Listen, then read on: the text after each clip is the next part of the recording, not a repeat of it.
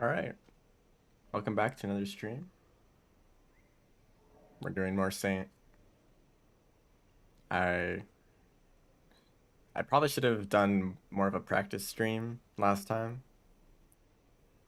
because I tried to do like a full deathless attempt and could barely get past Subterranean.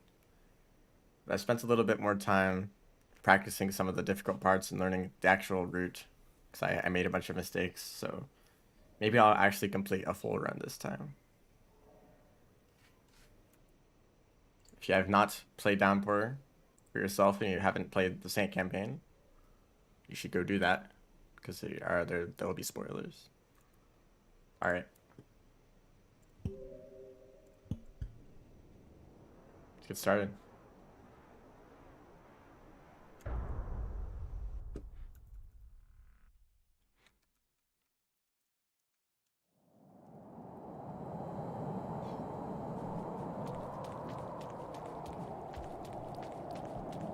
I'm probably going to be most familiar with the starting area just because I've restarted plenty of runs, so I know what to expect.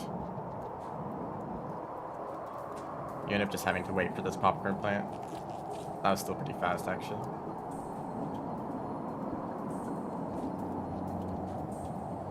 Good wind. Sometimes the wind can actually push you too far. Mammalian frog. Do frogs use their tongues as grappling hooks to fling themselves around?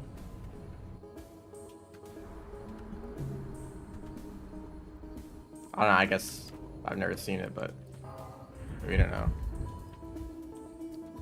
So the routing of this first area is a little bit confusing. We have to go down here. Ow. Try not to take fall damage there. Chameleon. You know, I've seen a mod recently where Slugcat had a long tongue that it actually used to grab prey.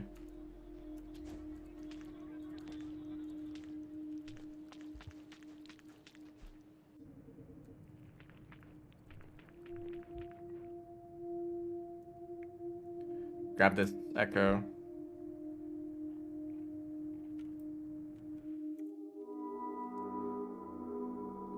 And the next thing is chimney canopy, so we're heading up. He even changes color. I think that might be for other reasons. You don't usually get cold on purpose just to change color.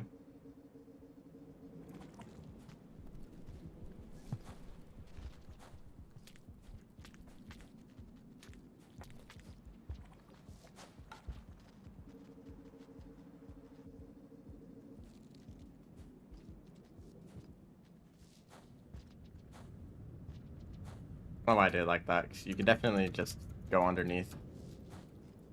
It's actually faster because you have more space to wing with the tongue.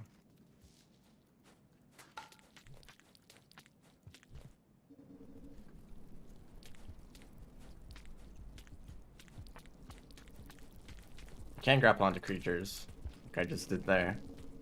Can be kind of annoying sometimes if you get pulled around in a weird way.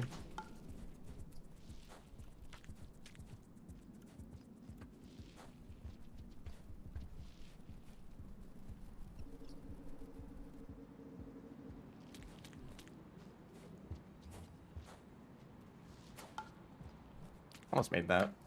It's a little hard to make that jump because there's a bunch of like dens in the floor. If you slide into them, you can bonk your head for some reason.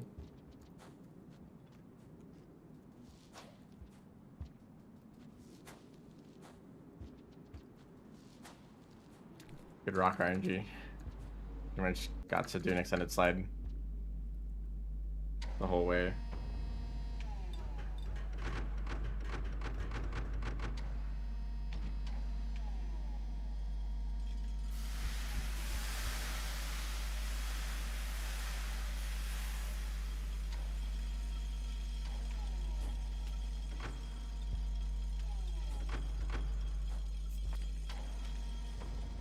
There's a way you can get out of a gate faster. that I messed up. I also messed up all of this movement.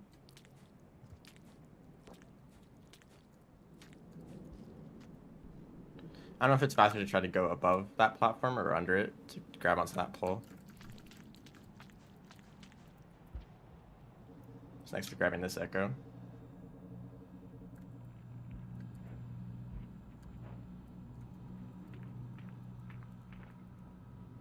Okay.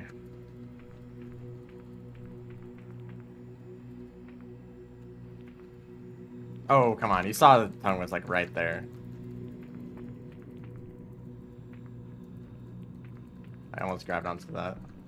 So that's a little bit of a time loss, but I'm not too worried about small mistakes like that.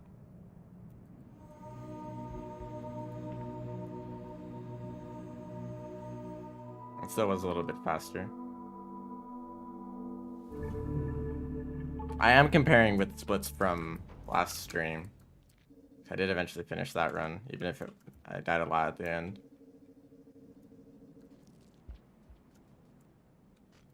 Main goal for this stream is just to avoid dying as much and actually going through the correct route. There's a handful of things I've learned, like which rooms are fastest to go through and where to grab food, stuff like that. Gotta build a little bit of speed there to get into that pipe. Be a little bit annoying there with the camera.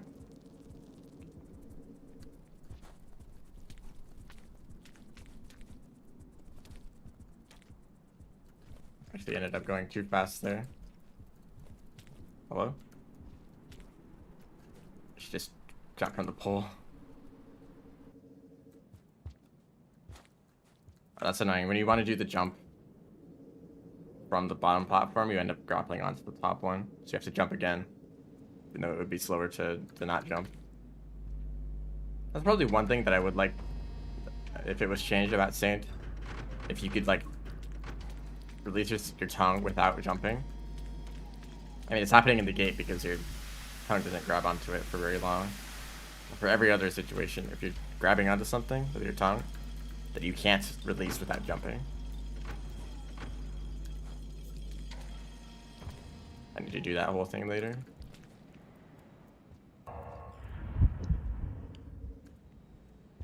So here we are going to, for some reason there always likes to be a centipede.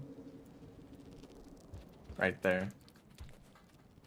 Still avoided fall damage, but I didn't grab onto that block up there. So there's usually a white lizard up here.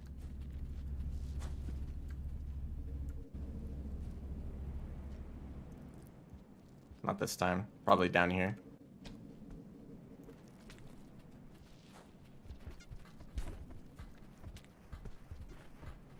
There's like the vulture.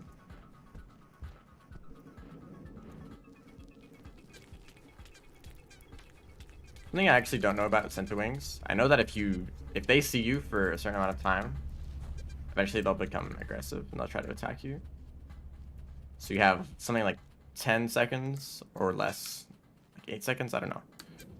Some amount of time where the Centowing will not attack you at all.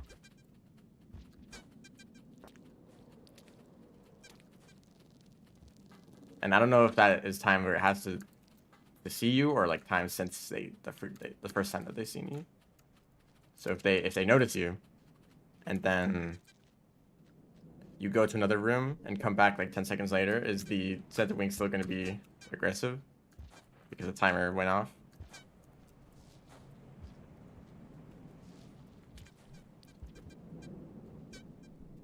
So I think that Yeeks, maybe you have to hold down jump for a certain amount of time for them to give you the extra height. And sometimes I tap jump for just a bit. Well, I didn't really do that there, but I still got the short hop. So I don't know. I still don't understand Geeks.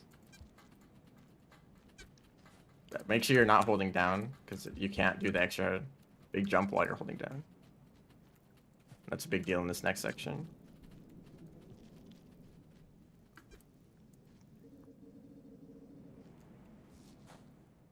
Have to do that. Yeah, it took a while to get that jump.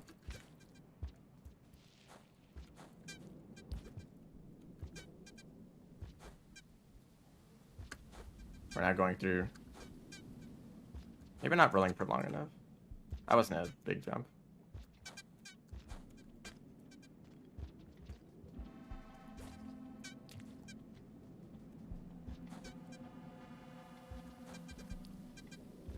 As long as you just keep holding down jump, you can do a second jump once you hit the ground again.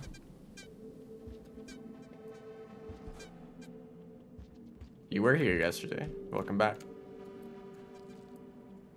We're doing the same exact thing.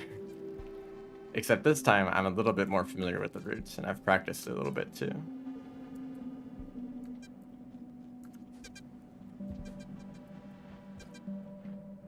Or are you referring to in-game? You were in this location?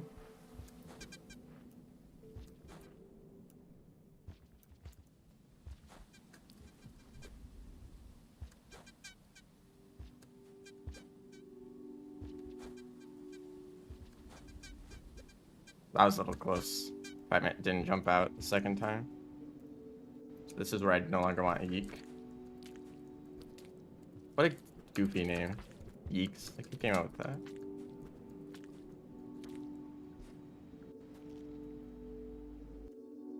Anyway, I've learned something. It is actually faster to get subterranean first, but only in game, not in game time, only in real time. That's because for whatever reason, I still don't exactly understand. If you get farm raise, if you go and get the farm raise echo and then go get the subterranean echo, you get a passage, and it takes a little bit longer in the shelter screen. It takes a little bit longer if you got a passage. So not getting the passage by getting the subterranean echo first for whatever reason,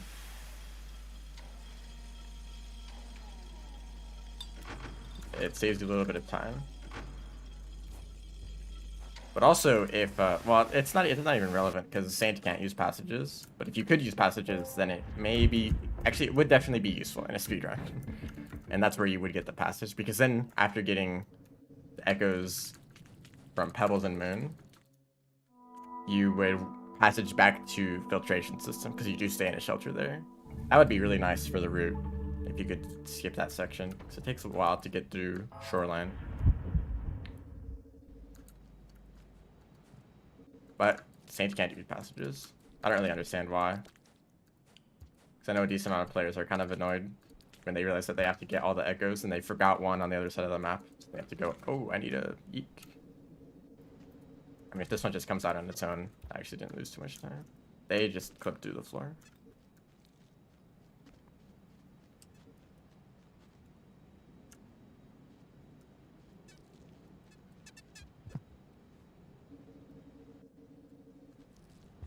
I think that Monk and Survivor start with neutral reputation. I don't know about, actually, I think Monk might have positive reputation,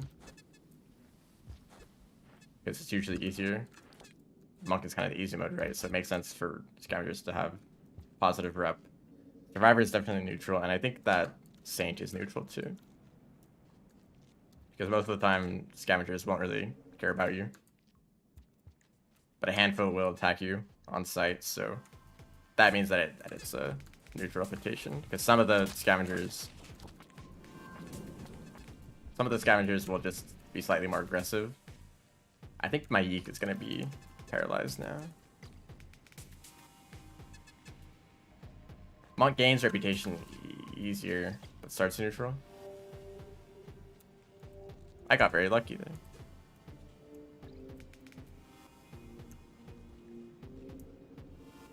Just have to wait for these spiders to move out of the way.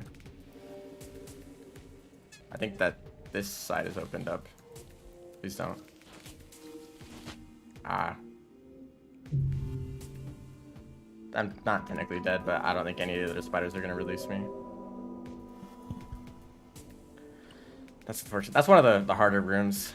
Just kind of, well, it's not really hard. It's just RNG, whether there's spiders in the way.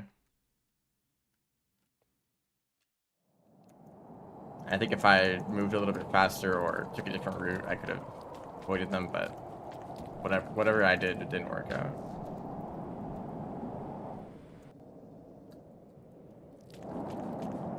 It's funny that Saint has neutral replication because you've just finished playing like Artificer, Revealet, and Spearmaster, who all start with negative rep. I think Gourmand is neutral too.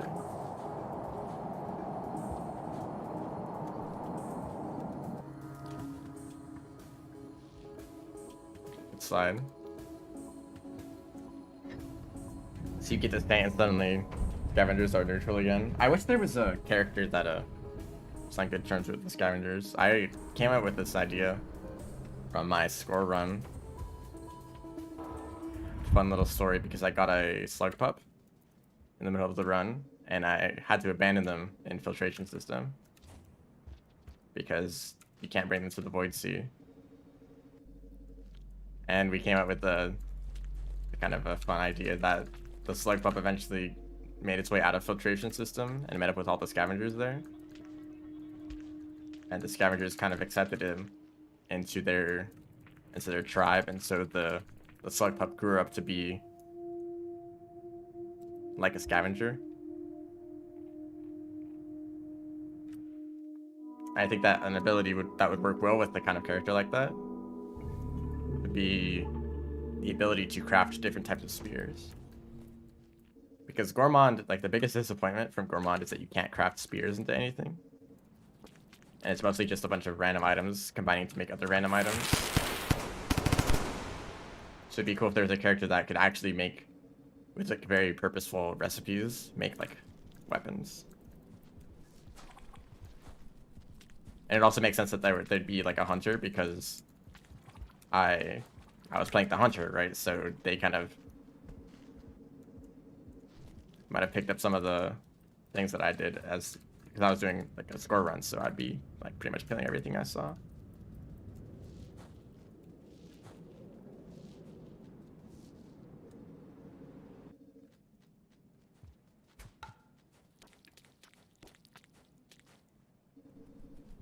So you could do things like combine.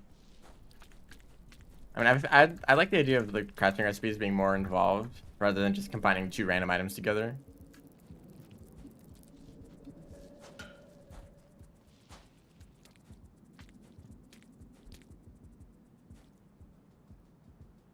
Gourmand cannot craft things with spears.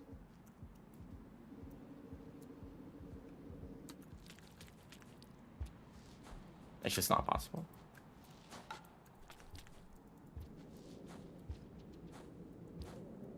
Probably because you can't fit spears in your stomach. Except Artificer can create explosive spears, so I guess that's why, you know, we already have a character that uses or that crafts things with or spears into something.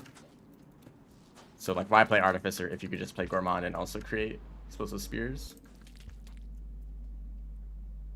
Yeah, it makes sense that there'd be a mod that lets you do that, but that's not part of the game. That's a mod.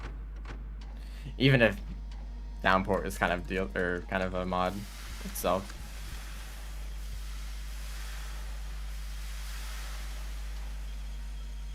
But Gourmand's crafting is basically just pick two random items and combine them to create another random item. And this Chieftain Slug Cat could be something like combine a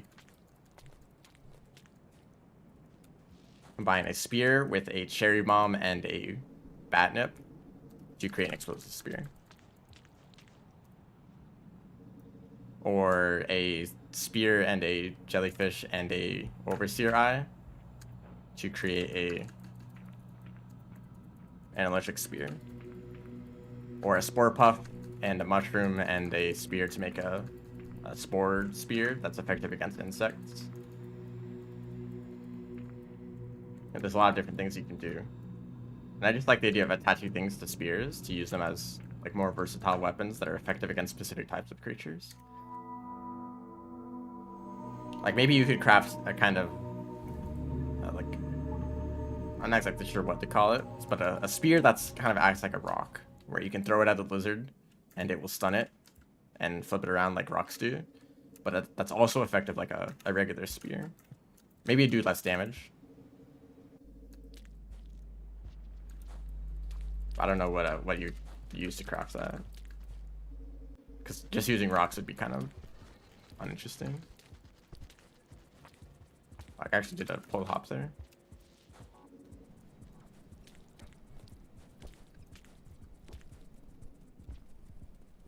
Cromond ate all your friends. And that sucks.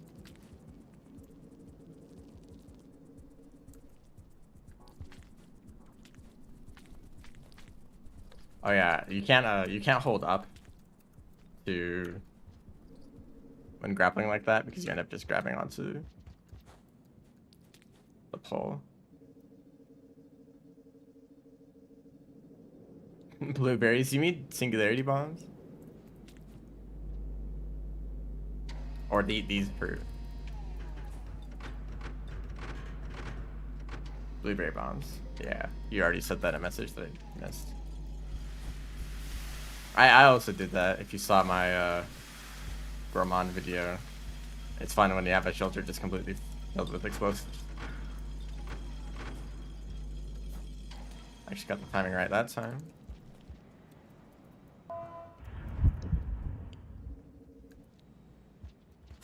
But I wouldn't recommend it, actually. You only need one karma flower to craft those. Excuse me. They pushed me back into the pipe. And if you stockpile them in a single shelter, then you kind of have to keep going back to that shelter every time you want to use them. So all you need to do is find a natural karma flower, combine it with a bomb and then another bomb. And bombs are pretty easy to craft.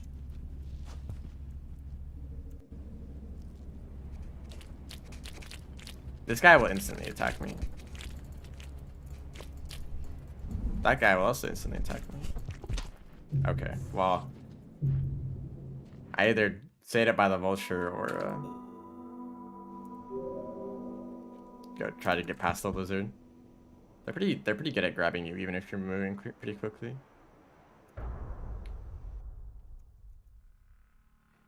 I don't think slug pups should be trusted with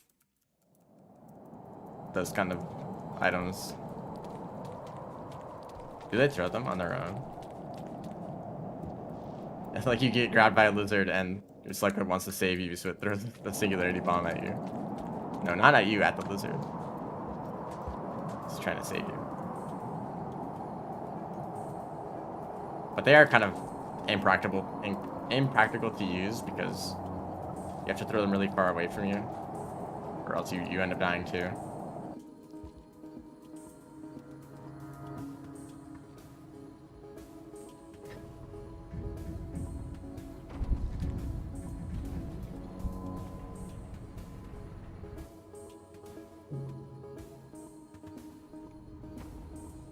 Or actually, hold up. Another idea that I had for the chieftain... I need to go down here.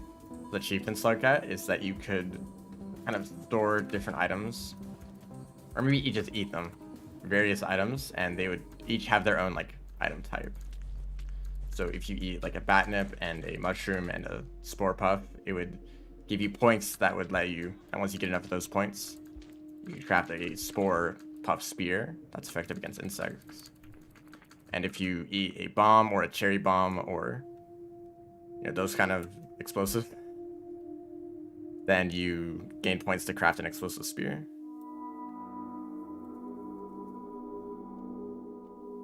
Split. And if you swallow a neuron or an Orbiseer eye or a jellyfish, then you gain points to craft an electric spear. I went the wrong way.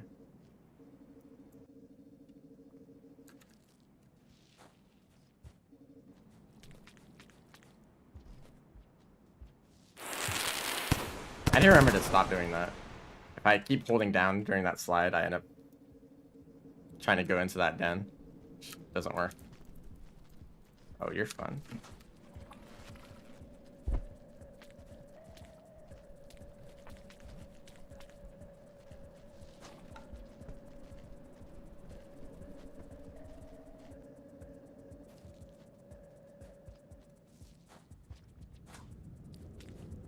I should stop doing that. It's faster to go underneath. I think it is faster.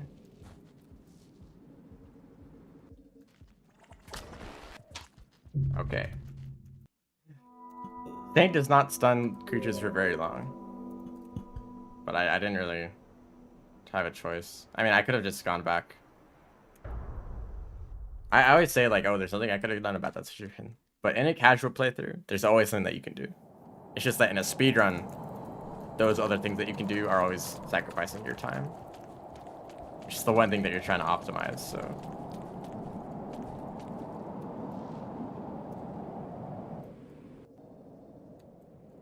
So I could have like gone back into the pipe and came back out when the lizard went through, but that would have taken a while. And I already spent I wasted a little bit of time in other places, so I didn't want to lose even more. Whoa. See the effect of the wind.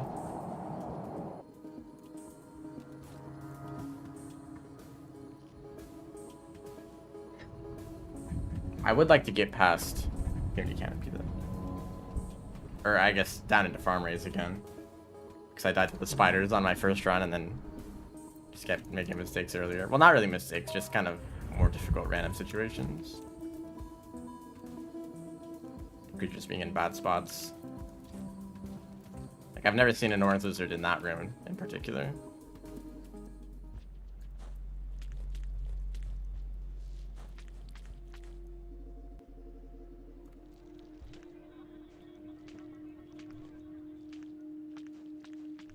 There's a better way to build up speed, but I don't know how to do it. Specifically in those kind of like shorter rooms that don't give you the same space to swing. I don't even know if you are able to do that. But that wasn't 8 seconds behind, but it was still slower, I think.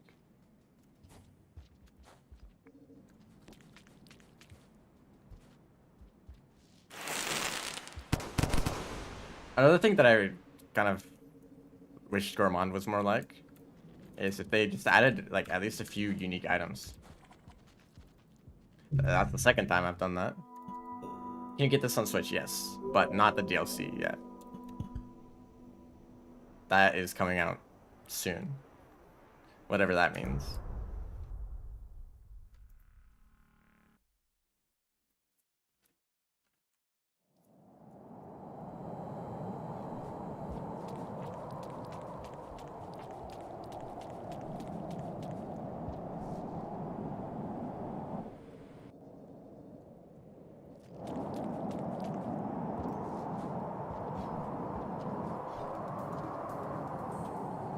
I guess I'm just not really a fan. I don't know why I'm complaining about Gourmand, but I'm not really a fan of how their crafting mechanic, their main gimmick, well, what's supposed to be their main gimmick technically. It's kind of just random feeling. Like you can pull random items out of your stomach and you can craft random items together to craft other random items. And it just feels like you don't really have any control over it, and so you go and memorize a bunch of the recipes, most of which are completely useless, except in extremely obscure situations. But there's like a handful of recipes that are actually useful to know, like a mushroom and a rock makes a spore puff, and a batnip plus rock plus another rock makes a bomb. Pretty much alchemy, yeah, I think we've all agreed that it's kind of nonsense. Like you're not actually using the items. I think one of the developers said that it kind of feels like Gourmand puts 2 random items in its stomach and pulls out another item that kind of feels similar. Because all of those things are already in there. Somehow. Gourmand has like an entire colony of centipedes in his stomach. Another theory is that they are like a made-up character. And that like Gourmand came back to the Slugcat tree and told like exaggerated stories of what it did, and some of those exaggerations were being able to craft random items together. Although I feel like that doesn't really make sense considering that Brainworld tries to make the gameplay actually fit like the lore and story and everything really well. So it wouldn't really make sense if part of the gameplay was just like completely made up.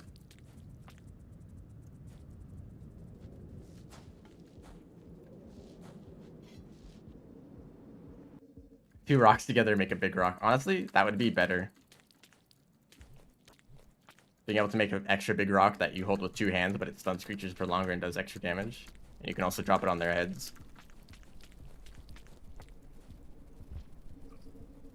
That would be interesting, but no, you can't craft 2 of the same items together because that'd be too interesting. I could have just gone up top.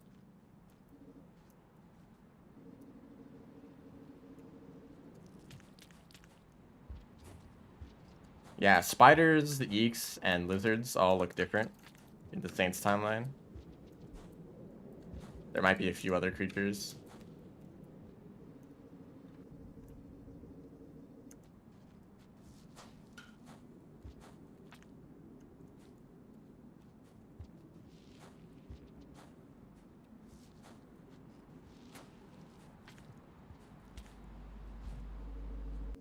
Plot twist, the entirety of Rain World takes place inside Gourmand.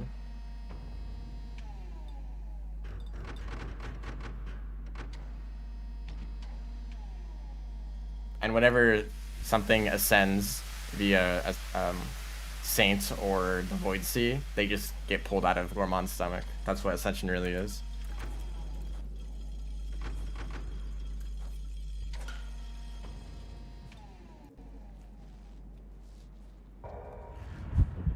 Which also means that Rain World is in...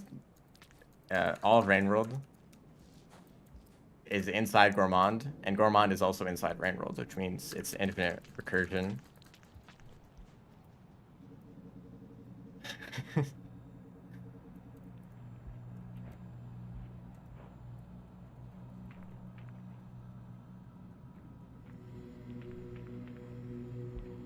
I should really figure out a more consistent way to do this.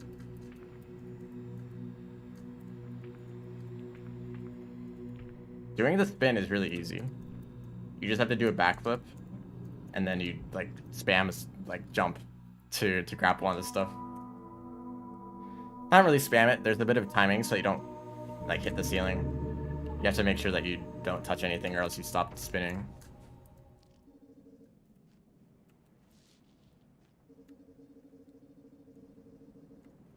I didn't grab that. I mean, I'm just resetting when I die, so I don't even need a Karma Flower. And by the time that I wouldn't reset when dying, I probably would already have enough karma for it to not matter. I actually dropped down low enough for that lizard to grab me, but they didn't rack fast enough. If it was a red lizard, it would have gotten me. Hello, vulture.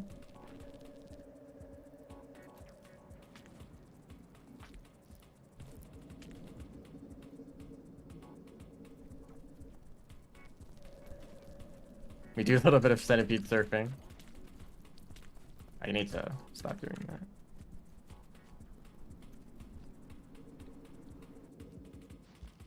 You can actually kind of take advantage of that. Some flying creatures you can grapple onto and fly with them.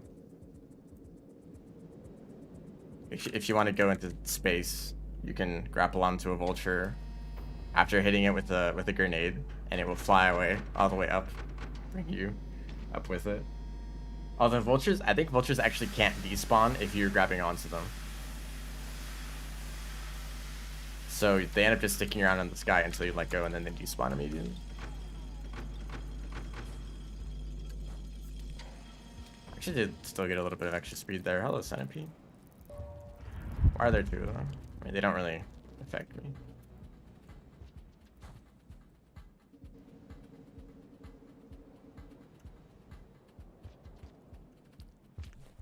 I still miss that every time, even though I try to tongue as early as possible.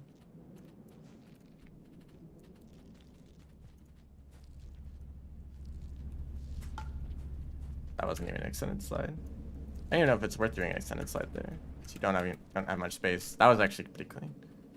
Entering that pipe.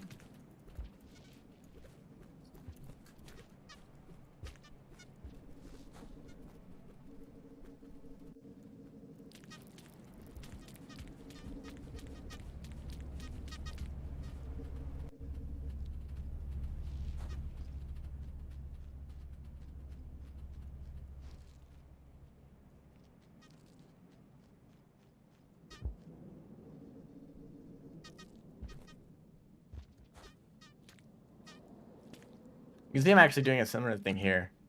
I was like staying in a horizontal position while grappling there. And that's because I did a roll pounce beforehand. So I kind of stayed in that state.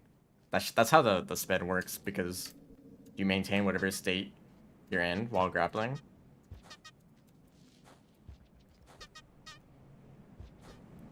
So if you did a backflip and you're spinning, then you're going to keep spinning. If you did a slide pounce and you go into that like horizontal position, like I'm in right now, then you stay in that position. If you are upright, you stay upright. If you are bothered by a lizard in the way, you're going to stay like that. They have a crazy fast reaction time.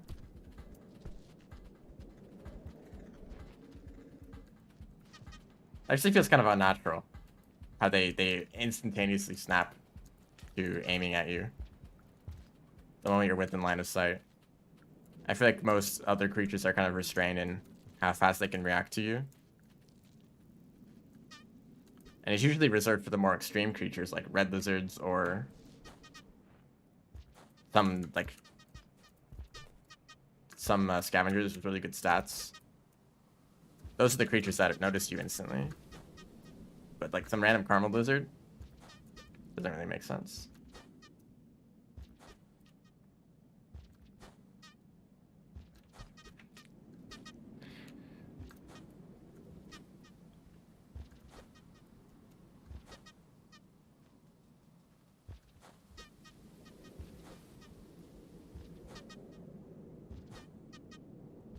Please don't get in the way. Yo, the deer tech. I kind of like swung around by grappling onto it. That was totally unintentional.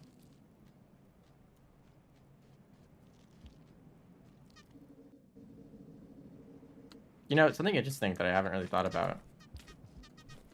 For Artificer, you press jump and grab at the same time to do an explosive jump. And those two buttons are pretty close on the keyboard for me, so it's like a pretty easy motion to do. But I don't know how it is for controller. It probably depends on your own, like, input binding. But hopefully, you know, playing on controller. I mean, there's people who play on PC with controller.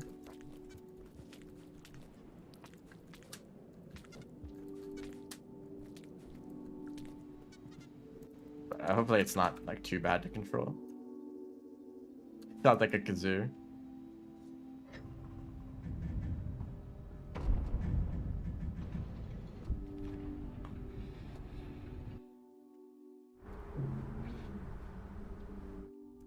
They're right next to each other. Okay, that's good. I mean, I'm not really good at pressing two buttons at the same time on controller, but I'm sure if you're using controller, you probably got used to it.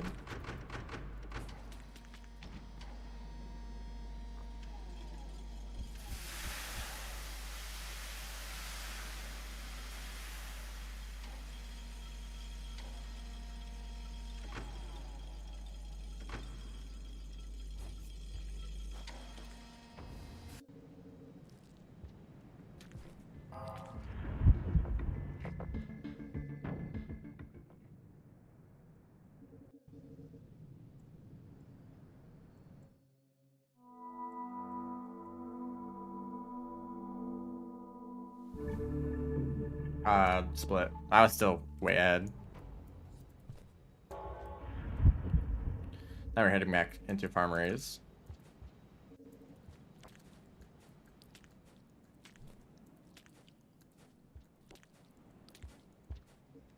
Getting a yeek here can... Oh. Okay, they're actually in a good position. It's a little bit random where the yeeks wander. We got a different flavor of yeek.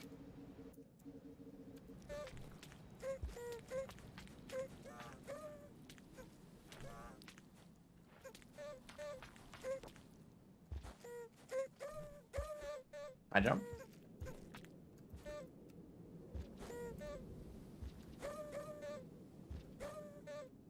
It does slow you down when they grab onto you like that. It doesn't happen all the time though. Sometimes they stretch you out like quite far. It looks funny, but it does slow you down. So it's not great in an actual run.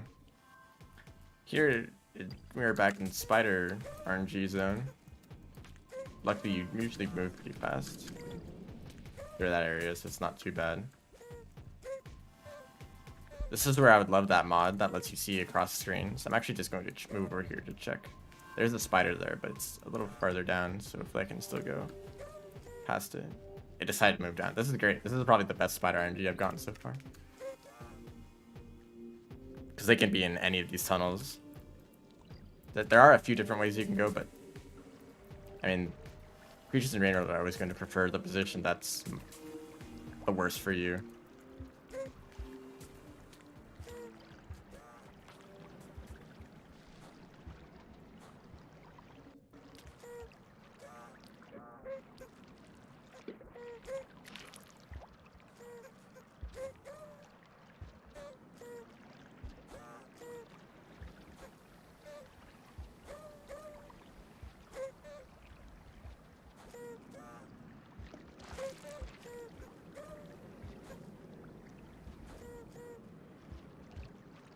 Maybe there's a cooldown on the jump. Guess I haven't considered that before. I'm running into a cooldown, but that was a pretty fast jump right there. Is that a spider? It is. So it is upgraded grapple worm, definitely. I know someone made a mod that reskins grubs to look like Saint, and it's amazing. Hello.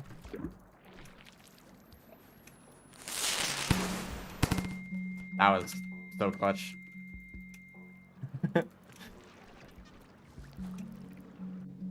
I knew that grenades can release centipede, so I know what I had to do.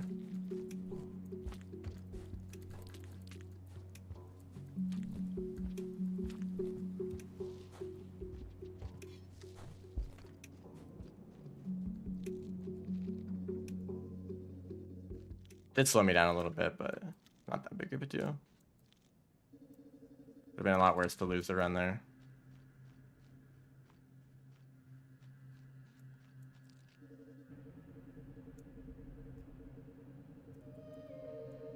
It's actually faster to just jump off the sledge right here.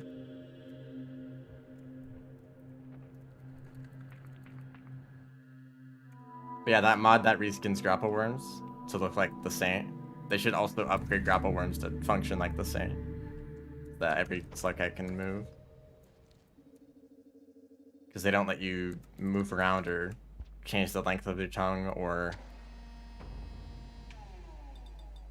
jump out of it. I don't know why I'm taking so long to eat that.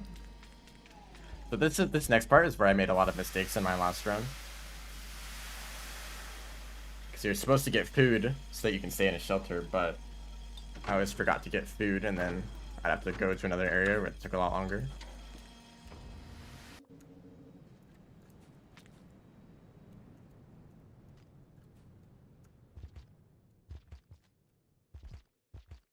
But it can be pretty easy to take fall damage there.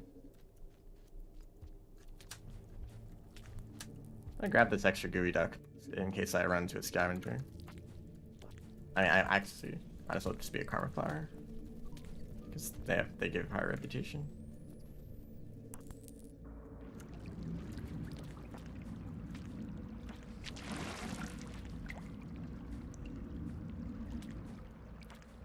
That was good.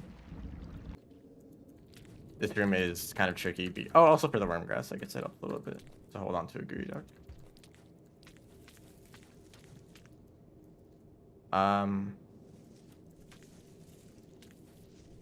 There we go. The Karma Lizard isn't here. I hate that. I don't like that. Why'd he go into the shelter that I wanted? Well, that's not a shelter, but it's close to the shelter.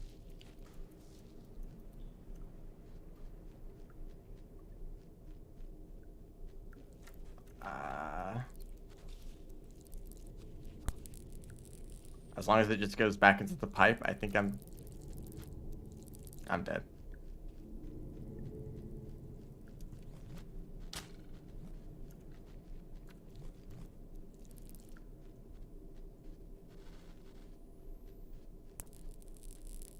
I feel like this is just gonna lose as much time as I would have if I'd same like time losses in my last run. But centipede, it's, yeah, it is movement based. I wasn't moving at all, but it still decided to come over here. Maybe that's a little bit faster. I mean, they didn't. I did manage to escape. As long as I can keep the run going, I'm mostly fine with it. That's a lizard just chilling there. So just go around it. Still kind of slow. If I make too much noise, they're gonna hear me.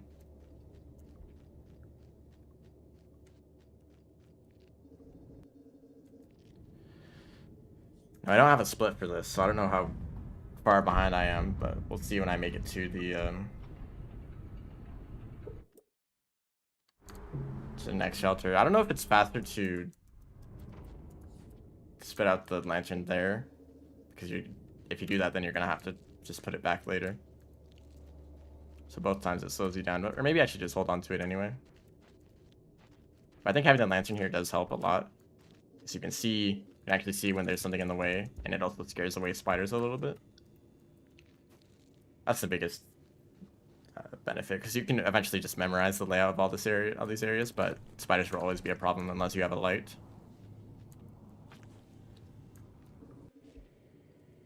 Yeah, there's a spider in this room. It's usually right in front of that pipe. Hopefully it just doesn't notice me sneaking by. It's kind of in a weird spot right now. Of course it snipes me from downtown. Oh, and it's chasing me too. That sucks. But I'm pretty much right next to the shelter. I'm just gonna keep going. Because even if I did die there,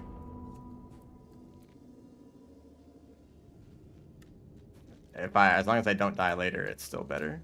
Still an improvement.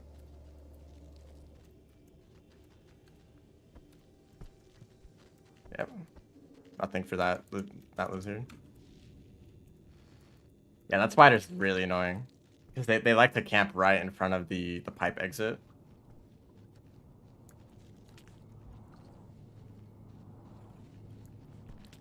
Like they're gonna be right here next time.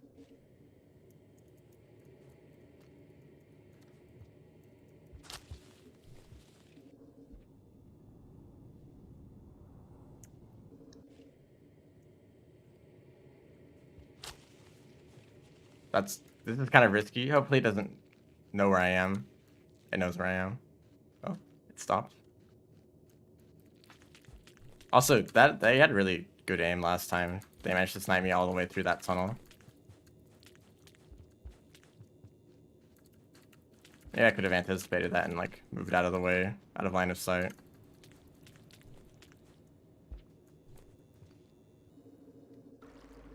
Still made it here. I think I am going to be behind.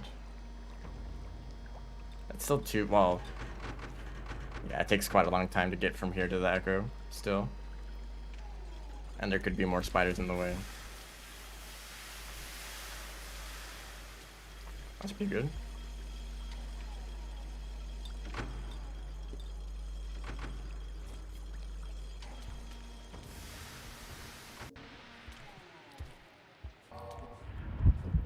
Oh, those are just small centipedes.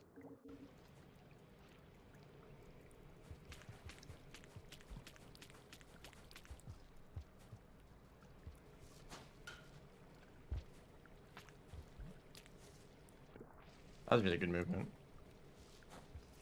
Figured to navigate in this area. So hopefully these spiders will run away from the light. That they're just gonna get stuck on me. I'm gonna grab this rock. Can really help out. I do like that green spider went into that pipe instead of over here where it could block my path.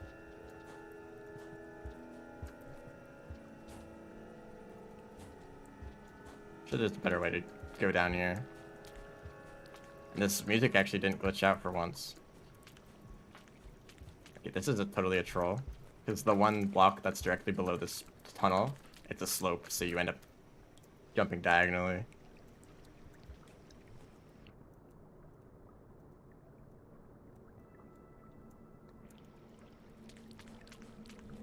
Okay.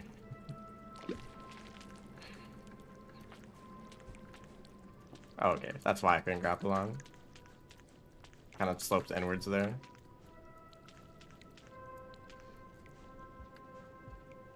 I mean, spitter spiders like kind of hunt everything, even if they can't really eat it. They'll shoot at things much larger than themselves. So I managed to get here in pretty much exactly the same time, with a bit of time saved from the farmery split.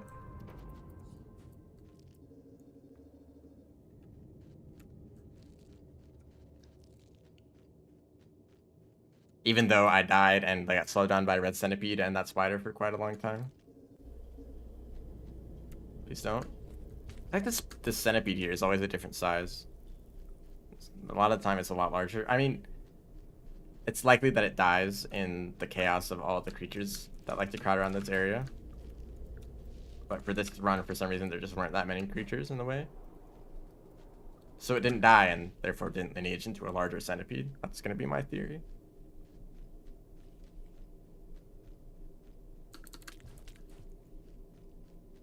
So if I can just ignore some of the spiders here because of the lantern, but I'm also going to swallow it now.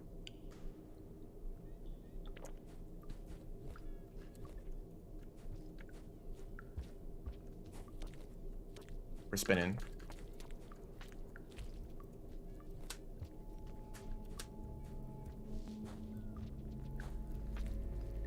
That was the caramel lizard spit from all the way over there.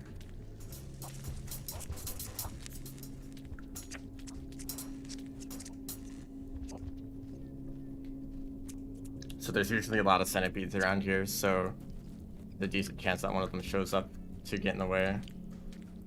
They like to hang out around those tunnels. Uh-oh. That's actually nonsense. Do you see that? I was like halfway through the pipe. I was halfway through the pipe. And the Mirror Bird killed me from all the way over there. Really? I've never seen that happen before.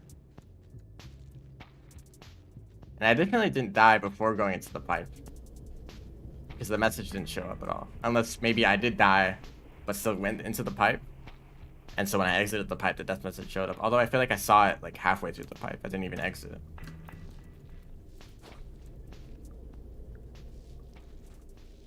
I knew that was dangerous, a dangerous situation, because mirror spirits are really good at killing you very quickly.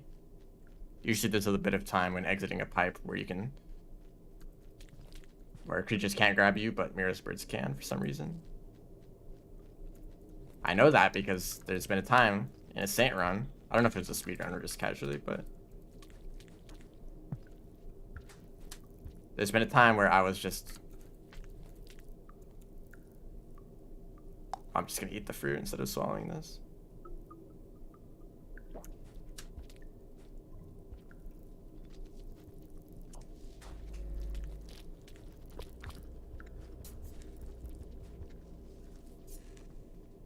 That's it. Oh, I think the mirror spirit just got that kelp, so it ran away. It came back. I don't like you. It really grabbed onto him. Okay, I'm restarting. Too many deaths. I did say that I didn't want to restart if I died quickly after sheltering, but like that's too many times. I'm surprised how quickly that centipede was able to grab me, because I tried to fall past. I mean, I stayed too close to it. I could have avoided it a lot easier if I just gone further away, but I didn't. Yeah, subterranean. Well, the earlier parts of the run are still pretty rough, but subterranean where it starts to get really bad. A lot of tunnels that you need to go through tend to be crowded.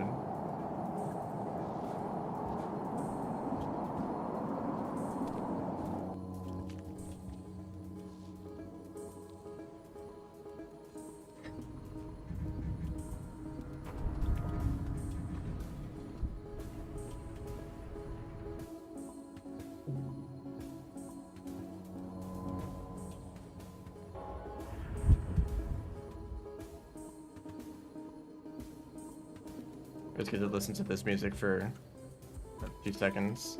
Also, I don't know if what my karma level was at. It might have dropped too low for me to continue the run anyway. I'd rather not waste a cycle farming karma in a speedrun.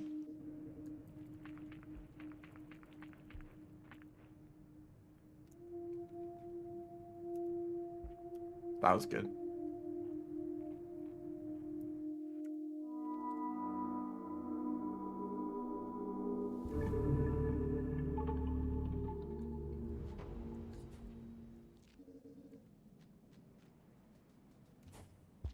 Probably best to do a extended slide there, but I don't know if there's enough space to do it.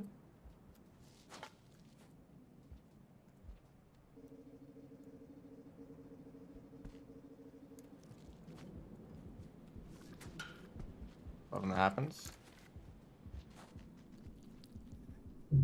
Why is that a thing? I mean I know why it's a thing actually, because I'm holding sideways, so I grapple diagonally, but I also fall fast enough to miss the platform as I'm falling, which is a little bit ridiculous.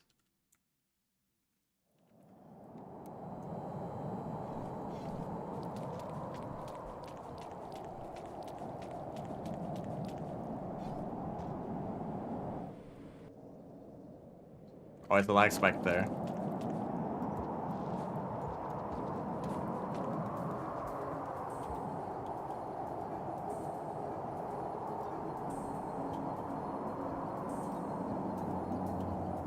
Here's where the RNG comes in. It might take a while.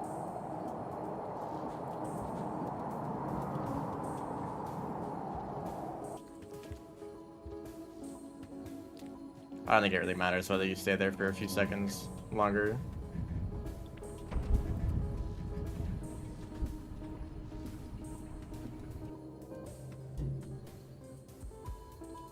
I guess I'll see from the split how big that was.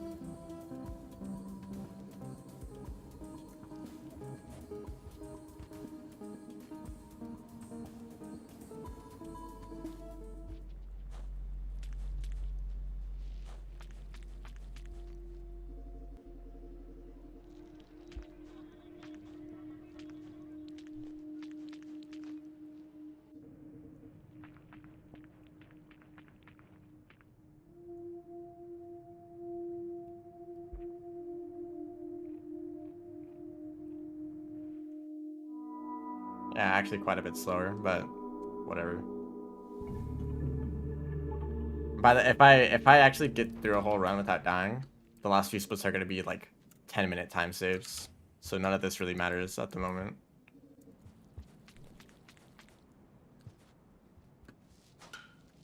Just of course, getting as many time saves as possible helps out. Like if you save 5 seconds for every split, that's eventually gonna add up to like a minute.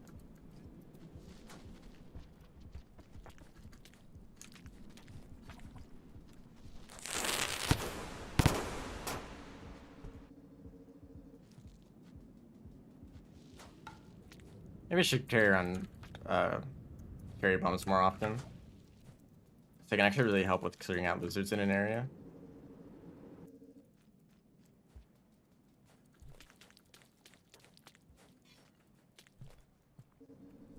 And there's a decent amount of them in Subterranean. I heard the sound of a centipede and kind of got worried, but it's just these guys. They make a different sound when they're flying.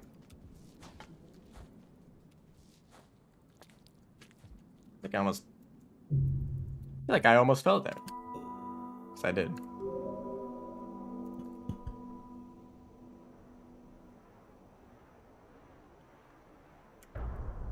It's a little bit frustrating when you're this close to grappling onto something, but you just miss because you're falling.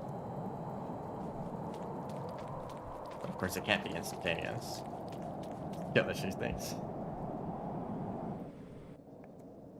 I mean, that's true. It was. That was a lot faster though, so worth it maybe.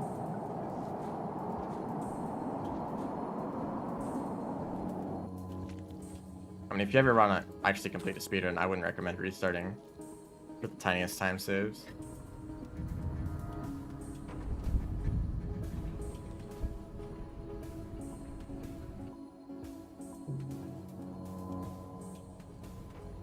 I forgot to swallow it. Didn't want to grapple there.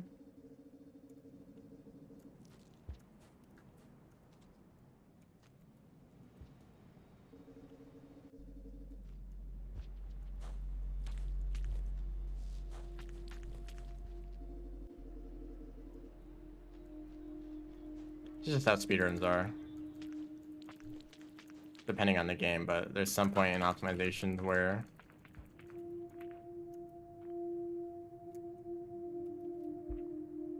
you're just restarting all the time. It's mostly a problem here because of just the difficulty of this run. Mostly because you can't throw spears, honestly. Anytime that there's a spider in the way, you could easily get past it just by throwing a single spear, but you can't even do that.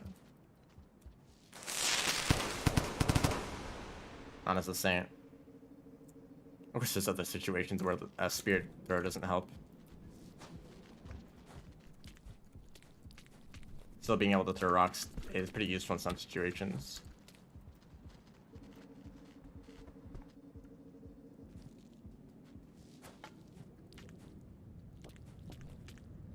A little bit too far there.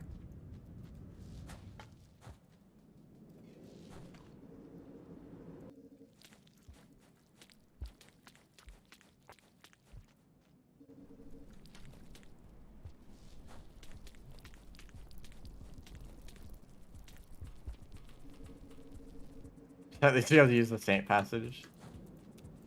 Funny idea. Whoops. It's not through the lantern. It's not really that big of a deal. So I don't think I'm gonna stay outside for long enough to get cold. Only a few more rooms until it gets the echo.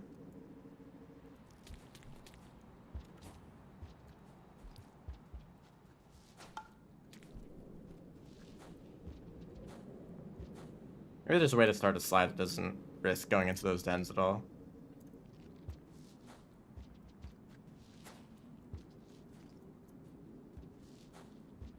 Actually went too far there.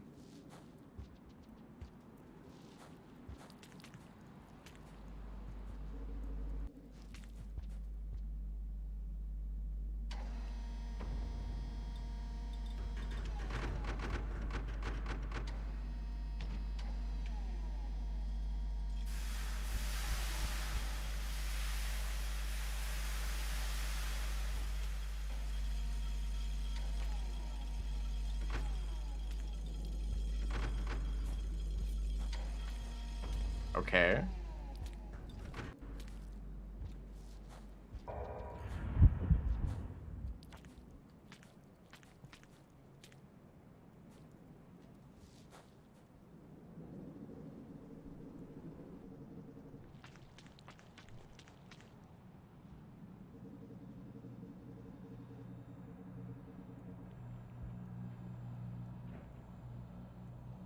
Hello? And you don't need to do a roll pounce there, but it makes it easier to make the jump consistently.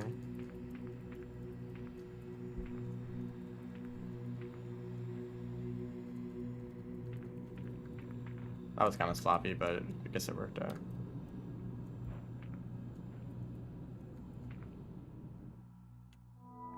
Pretty good.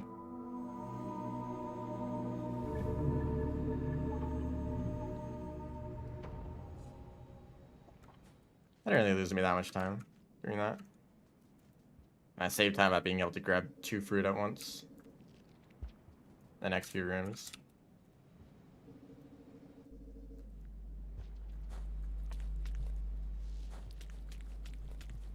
Too much slug, not enough cat. What does that even mean?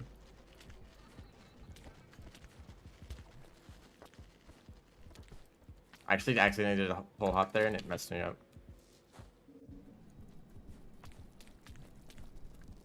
Funny thing is they're called slug cats, but they're kind of more like some other kind of creature. So slow. What do you mean? Saint's like the fastest character. If you're seeing this. Okay, maybe the way that I'm playing it is, but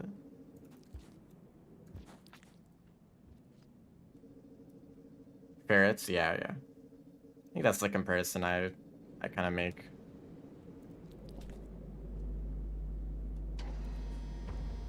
I don't know even what you mean by being slow. They're like the fastest character. Whoops, I didn't mean to do that. There's situations where Buglet is faster, but there's also a lot of rooms with without tongue. Yeah, Rivulet's pretty slow if you like crawl on all fours. It's like their main movement ability that I use all the time. I think it makes up for their slower walking speed. There were 2 centipedes there. You really have to use your tongue early there before falling down. Because you fall so fast in that area that you end up missing that block. Although I still ended up... Whoops. I should really disable wall pouncing for Saint. It pretty much always messes me up.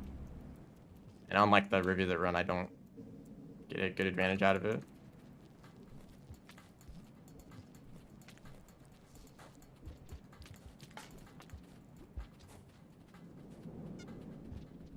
I could have just waited for the other Yeek to come over here.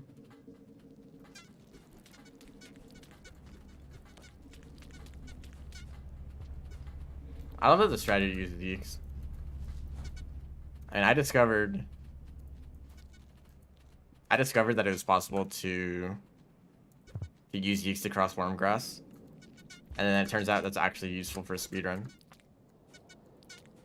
Typically in this next area.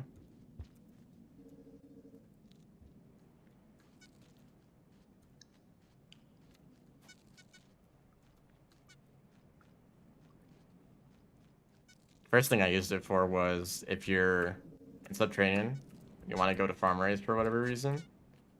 As Rivulet, there's Yeeks down there. Why? Hello?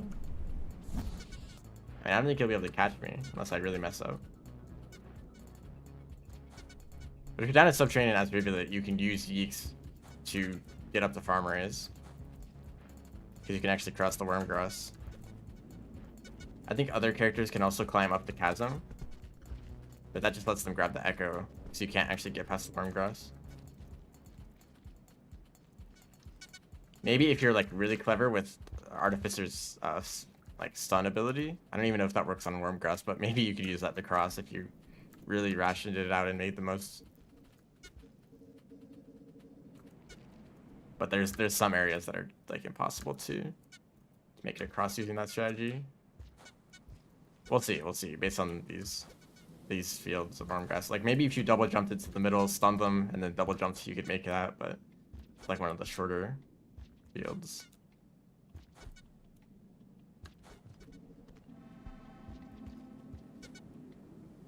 Definitely just make it across this.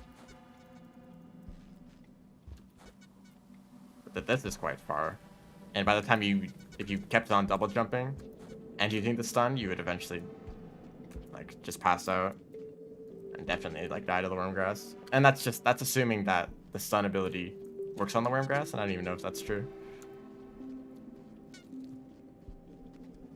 Evolve to be warm-blooded. I don't think that's how it works. I think warm-blooded and cold-blooded creatures are quite evolutionarily distinct. Although that's kind of an oversimplification. You can totally grapple onto that ceiling then. I was pretty close. But also, I don't really know how it works, and I also don't think that warm and cold-blooded are completely binary things.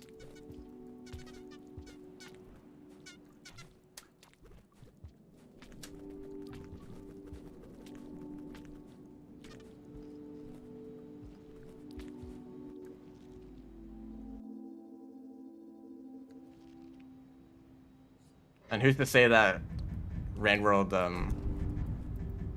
lizards are cold-blooded?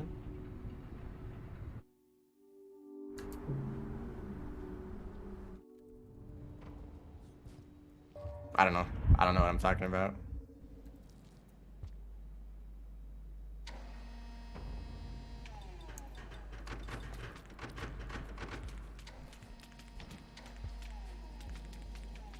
Apparently some creatures are completely immune to the blizzard at the end of a cycle.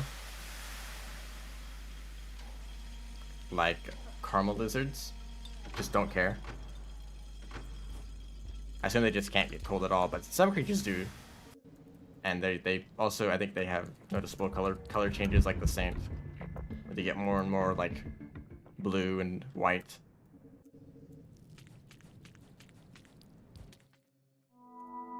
That was a good split.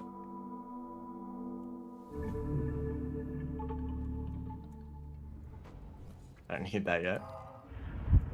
It would kind of help a little bit if I managed to carry that and a Yeek at the same time. It would actually make crossing the Wormgrass a little bit easier. Let's try that.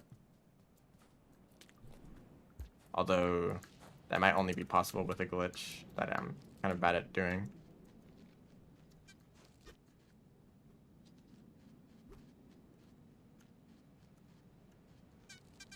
Maybe if I can just pick it up without having to do anything special. No. Because Geoducks are kind of effective at repelling Wormgrass. And so it would slightly lower the chances of me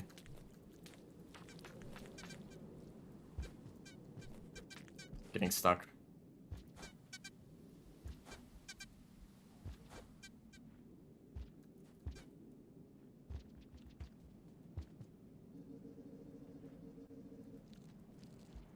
But also it can kind of mess up with your physics sometimes.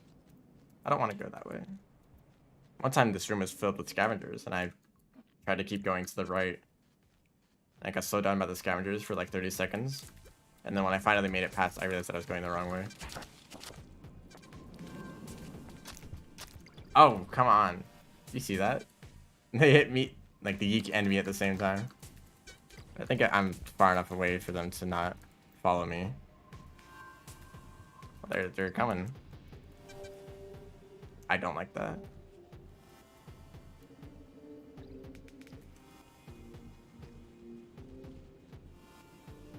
I'd still have to go up there.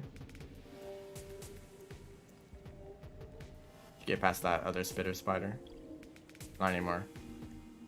Although now this one is over here. I think I can outrun it in this area. Okay, I'm fine. Outrun as in out pole climb.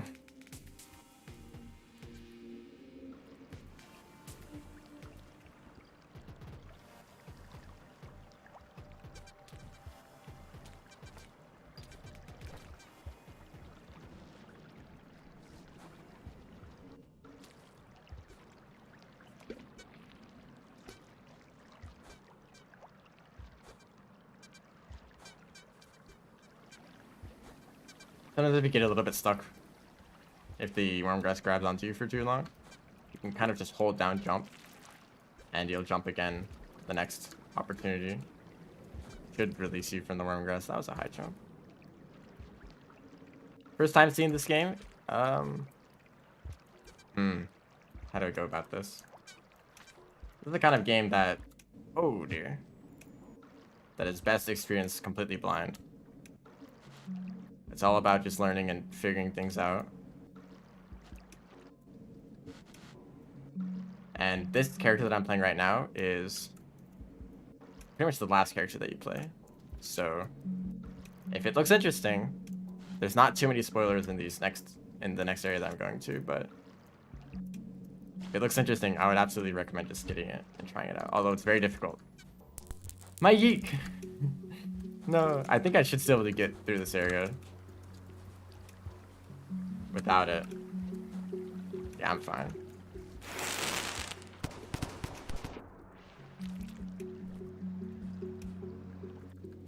But yes, this is a speedrun. Hence the moving quickly.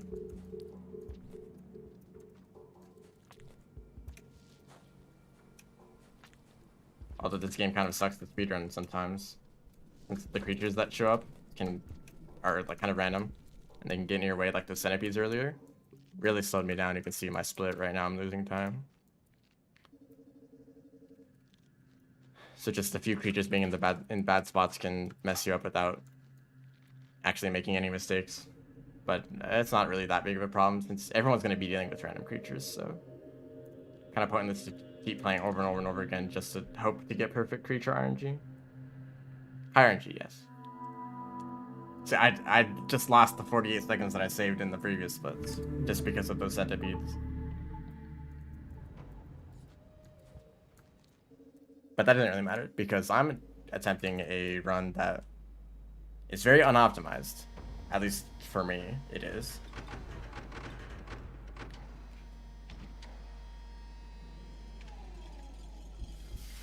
So even if I lose like 2 minutes here, if I can get through the whole run without dying, I'll save like 20 minutes. Okay, that's a little bit of an exaggeration probably. Just because birds exist doesn't mean dinosaurs exist. Just specifically for Rain World. Because most of these creatures are purpose organisms. We probably call them birds just because that's what they most resemble. But they could be any sort of amalgamation of creatures that exist only in this world. Oh, rip scavenger. Like, these are centipedes, right? We all look at these and we're like, oh, these are centipedes. But do centipedes normally connect both ends to creatures and then I'll execute them?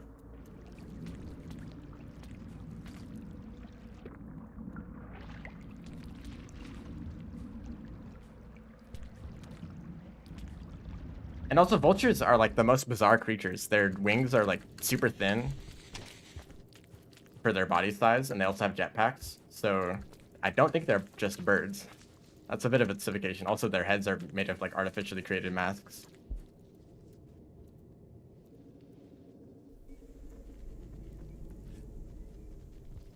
That's not good. I see that centipede over there, and it's like, wow, is that the only creature in this area? No, there's a whole party going on. Although, they kind of moved out of the way, and I think these guys are preoccupied. Although they look like they're kind of clipping through the walls. Oh, that actually worked out. It's because of how they clipped through the walls, actually, it made space for me to get through. So that's actually a big time save there, compared to the previous runs. That just makes back all the time that I lost.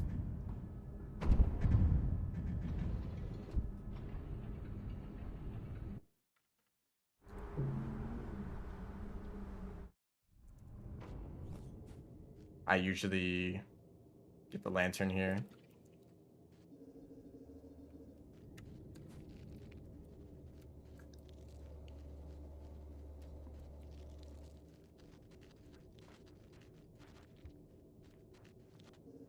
And we call these guys lizards, but do lizards normally have like armored skulls? And like glow neon colors?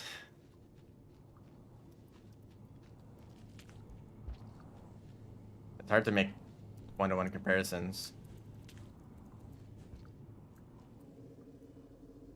I went the wrong way. Why'd I enter that pipe? It's a spider. Please just enter the pipe with me. Thank you. That's a fun little strat you can do where you lure a creature into a pipe, but then go through it at the same time so you cross each other. It doesn't really make sense how you both fit in the same pipe, but I mean, massive creatures can fit in pipes, so it's not that weird, I guess.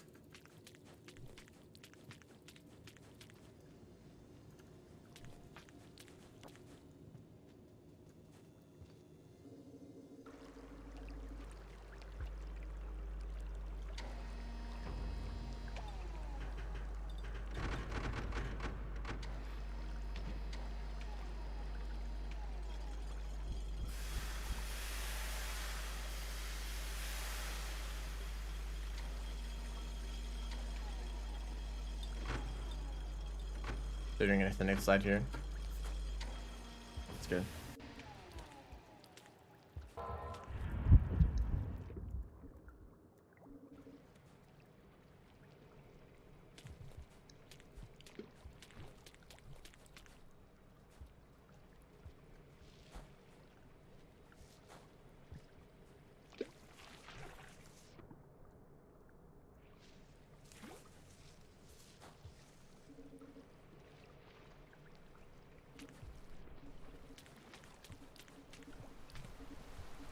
Yeah, their eyes too, or Mirrorspirds. They like flash random colors when you throw a flash bang at them.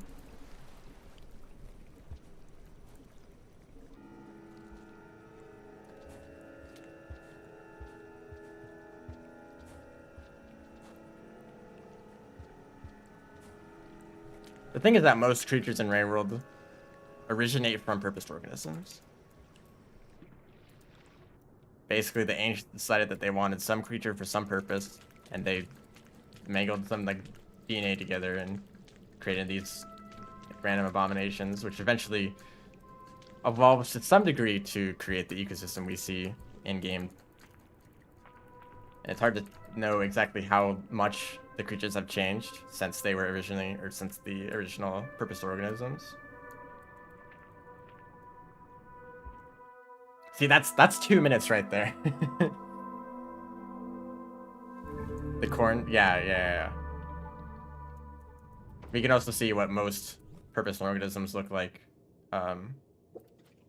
Presumably the ones in why did I? Okay, I messed up a bunch here. But in memory crypts, you can see like the weird worm-like creatures in the inside boxes. Those are also purposed organisms. Even though they don't look at all like an actual like animal. But they have some sort of input. Some sort of, am I just, okay. Input and output. They were basically just like machines, biological machines. Or factories. And sometimes they do want like more active creatures.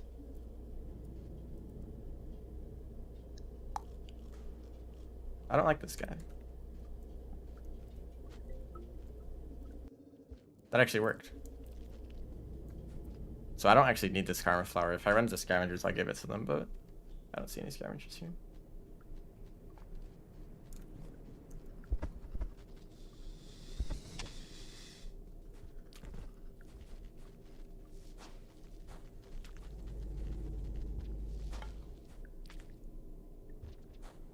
I guess what I'm trying to get at is that Rain World is such a different world. It's so unique that it's like kind of impossible to draw any comparisons between this and the real world. We just like call things by the same names because we don't want to invent like entirely new creature names. If something looks like a lizard, oh, that's a lizard. And technically, I don't even think they have names. They're just things that the community has come up with to call them.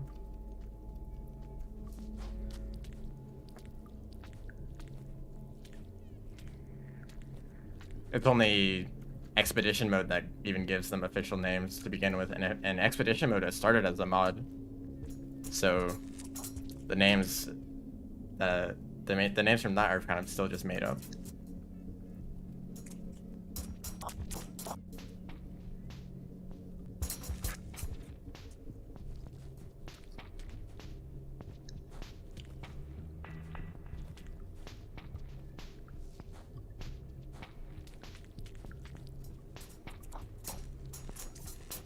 This might be the furthest I've made it.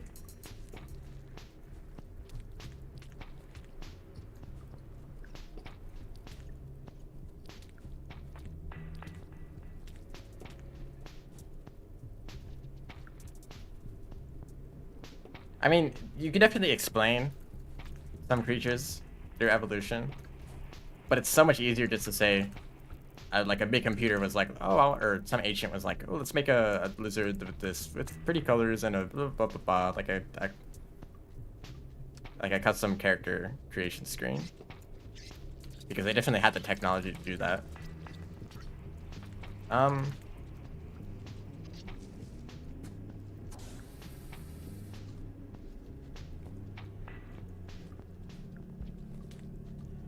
really don't like this guy. There we go. Although this is quite a bit slower than doing this. It was probably possible to just sneak past that that kelp earlier, but I really didn't want to get caught after making it this far.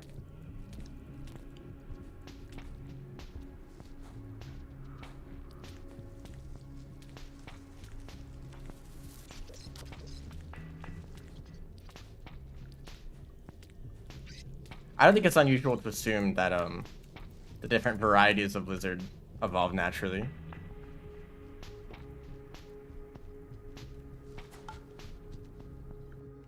like pink lizards, green lizards, blue lizards are quite simple and similar in their behavior too. So those could be like, those could arise from based on like different niches. Red lizards, cyan lizards, they're like a lot more bizarre. Most of the red creatures, I mean, some ancient decided that red creatures should exist. Just think about that sometimes. It's probably basically just the ancients being like, let's see how like awful of a creature we can create. And they did.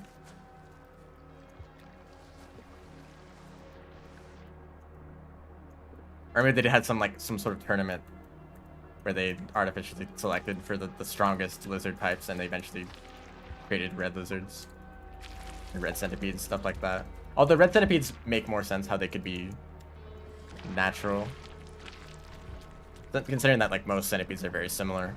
So if one just grows very large and lives for a very long time, it makes sense that they could become as strong as a red lizard or a red centipede. No. Why are you here? I'm being really careful here because there's snails underwater, and if they pop, I'm pretty much dead instantly. I don't like the jetfish here, though. I mean, they don't seem to be activating the snail. But I know that if you're holding onto a jetfish, it activates them much easier. Okay, we're good. The alternative is dying, so... Oh! There's a guy right there.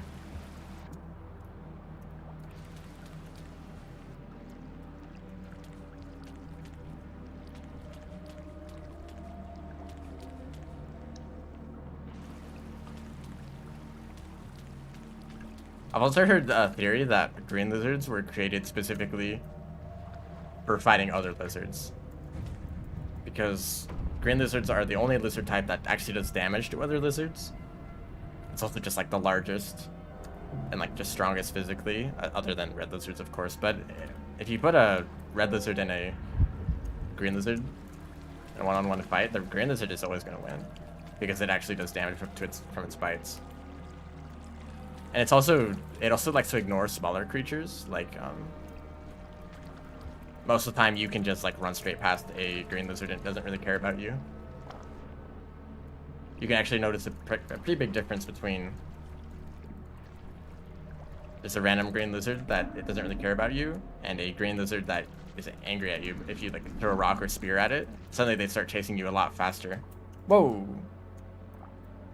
Okay, that was close. They pulled me with the tentacles. It wasn't... I mean, there's a little bit of a force behind it.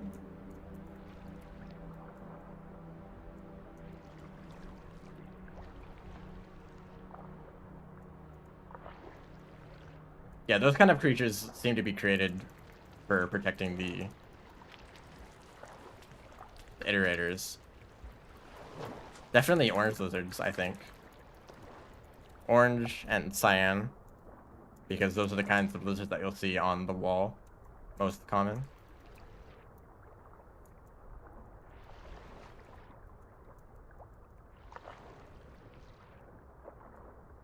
Maybe that's like where lizards originated from, and the other variations are just more practical versions of them. Maybe like cyan lizards require way too much energy to maintain their like explosive jumps, so they some of them kind of mellowed out and eventually became like blue lizards, for example, because they didn't need to spend so much energy on jumping around when they could not and still get by hunting smaller creatures.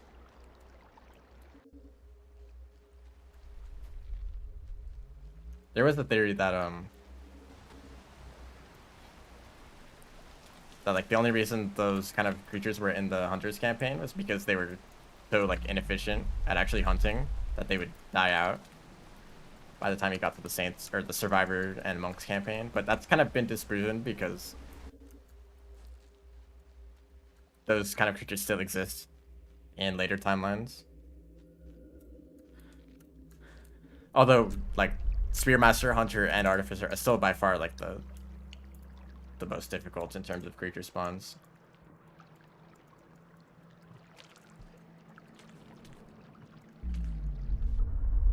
But they didn't die out completely, like they are for as the monk.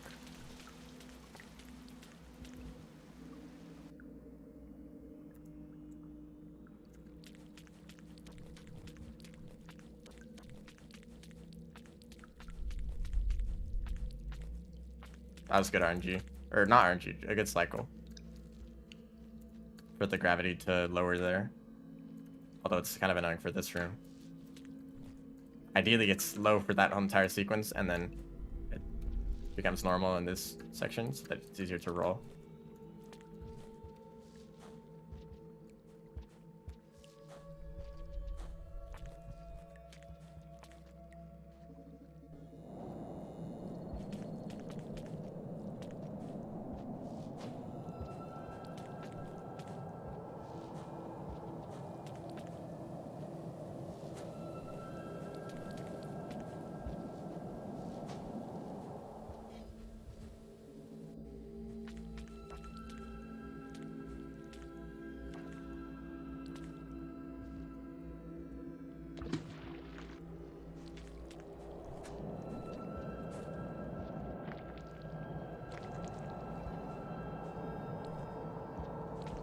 I mean, I wouldn't be surprised if that's why egg bugs exist.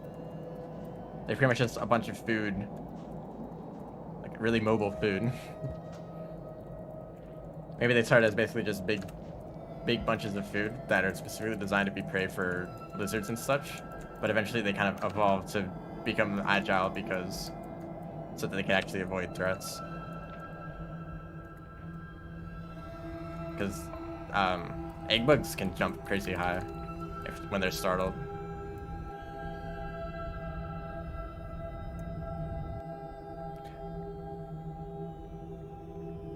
Oh yeah, and like Lars territory.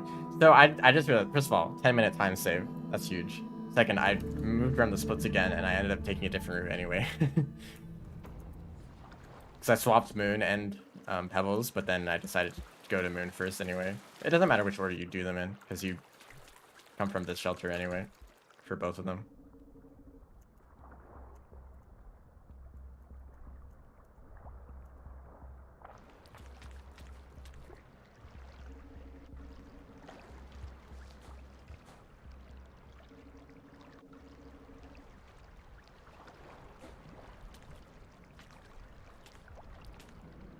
Pretty good. Honestly, I think that most creatures aren't too far away from their like origin species. The creatures that were originally created artificially, purpose organisms. Because the earlier campaigns, like Spearmaster and Hunter and Artificer, there's like a ton of creatures. I think an excessive amount, honestly, in terms of game design. Some areas you enter and there's just like there's like 10 like super dangerous creatures all packed into one room, and it's like, why does this need to be a thing?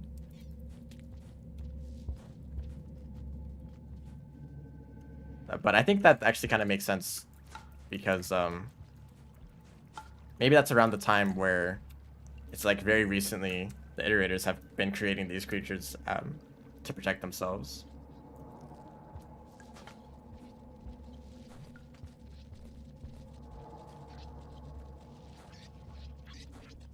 And because there's like not enough food for all of these like apex predators, they eventually like lower in numbers. So like by the time we get to the Saints, there's only a handful of like red creatures here and there. And mostly it's like the orange lizards and the centowings that are around. They are more adapted to the cold, I assume.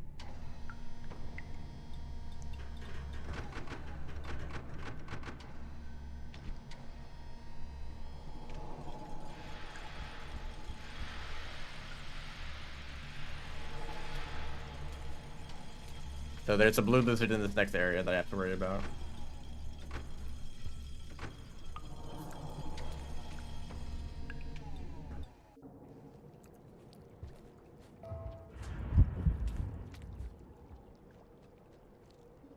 There's the blue lizard. That was really lucky. I mean, if it showed up a little bit earlier, I would have not been able to make it.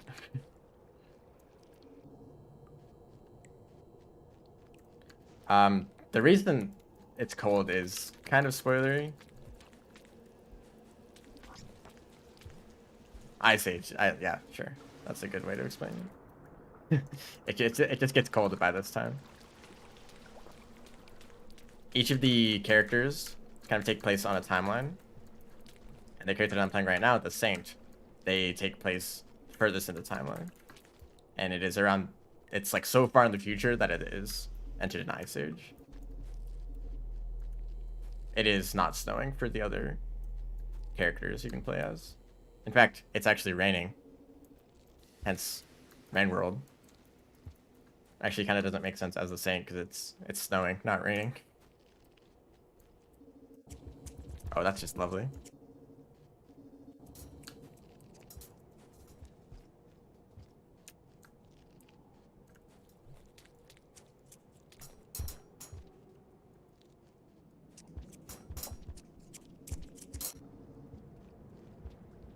Hopefully, mirror spirits don't show up. I don't know if mirror spirits can show up around this area because of the echo. I don't know if its influence stretches that far.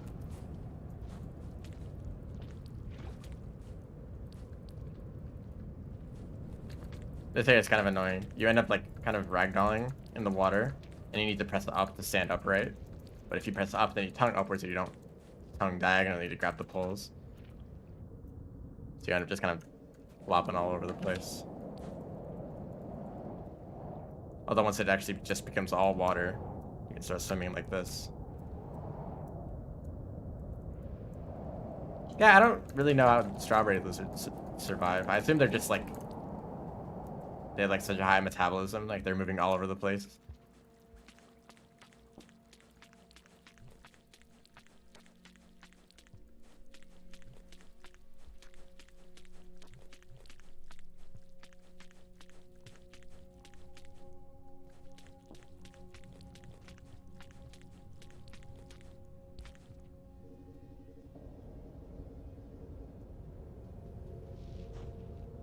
They're very fuzzy.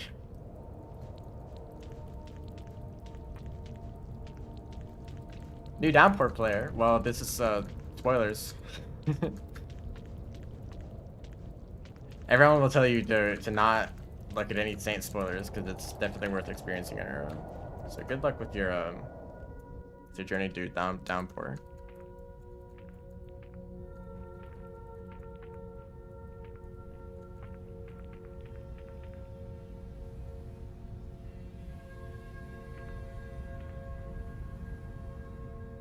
So that was a little bit slower than previous runs. I don't know why. Maybe because I did switch the order. It's a little bit faster. Or like one of these routes is a little bit longer than the other.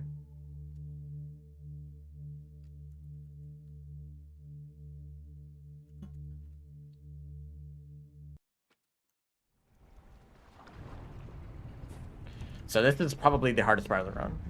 I'm gonna be honest. Because you have to get all the way down through filtration in a single cycle, ideally. Which means going through the snail zone, which is quite dangerous because the snails pretty much instantly kill you if you're underwater.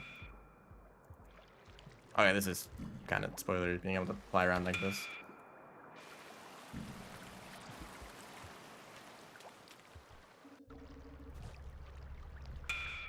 And then you need to get through filtration system, which is kind of RNG. Based on the position of mole lizards, although I do have a new route. I have a new route through filtration system, so we'll see how well that turns out.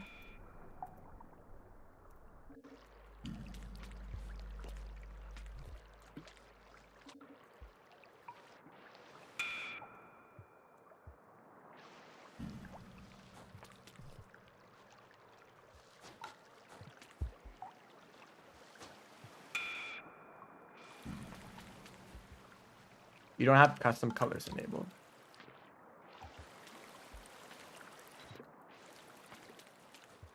That was... Do you have remix mode on? I thought that the custom colors was just like a part of the DLC, right? I don't know if you need DLC.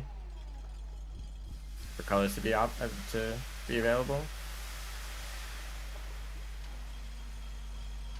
But maybe it's also part of remix mode. I wouldn't know. Cause and like pretty much everyone I know or that I've seen pretty much just had access to custom colors immediately.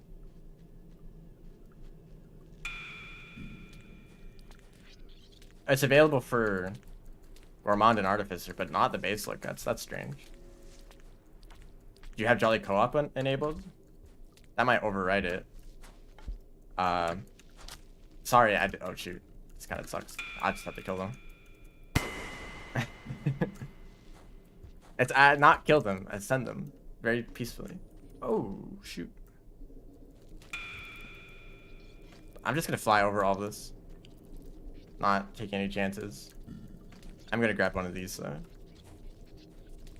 Yeah, if you have Jolly Co-op enabled, that might override the custom colors, in which case you'd have to enable custom colors through the Jolly Co-op menu instead.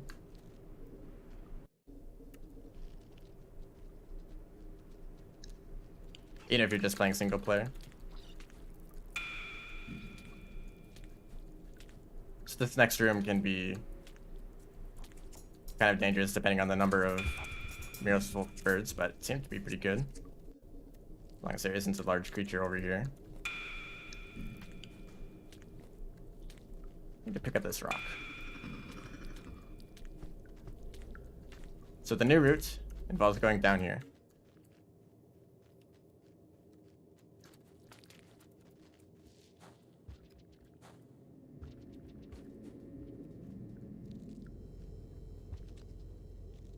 Sorry if I missed some chat messages. I'm gonna really have to focus in this next area. I don't see any lizards. There's a lizard.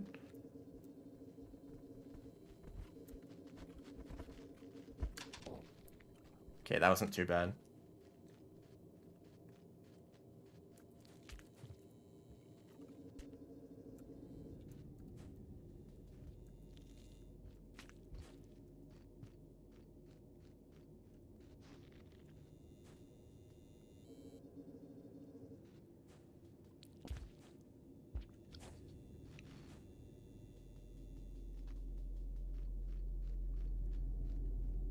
I should have gone the right way through this tunnel. I don't like that sound. Okay, it's not a very large centipede. I mean, it is a large centipede. It's not a red centipede. And it's also not in this room that I was mostly worried about. So I have this cherry bomb still, which can hopefully scare away lizards if they get in my way. I can also just ascend them. Ow. Go the right way in.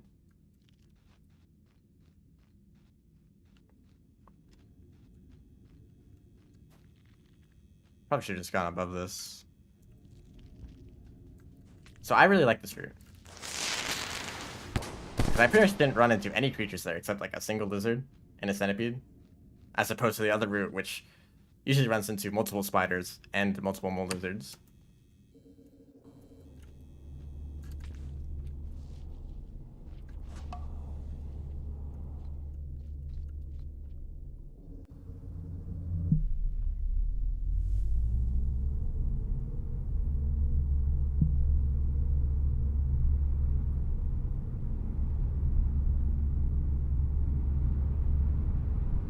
I wouldn't be surprised if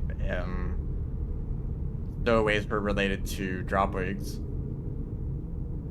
Maybe a variant of dropwig that kind of decided that instead of dropping down onto something, it would kind of hang down a lure or like something to grab things that came by. And it eventually became a stowaway, although that kind of assumes that there's a lot of time for evolution to happen, which I don't think there is a lot of time. Although dropwigs are kind of strange, right?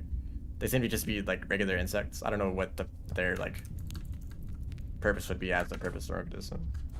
Although that I don't know what most creatures would be, honestly.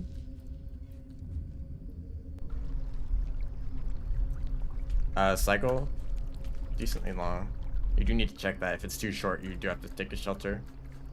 It means you have to get food, so it does slow you down quite a bit.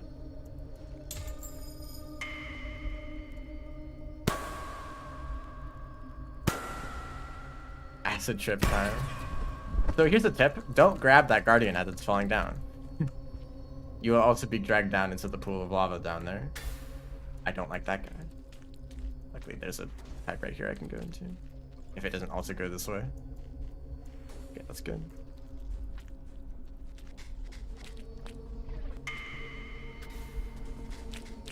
Oh, come on. Yeah, come here. I hope I can't climb back up. This is really annoying. Okay, I guess that's one way to deal with that. I think there isn't another...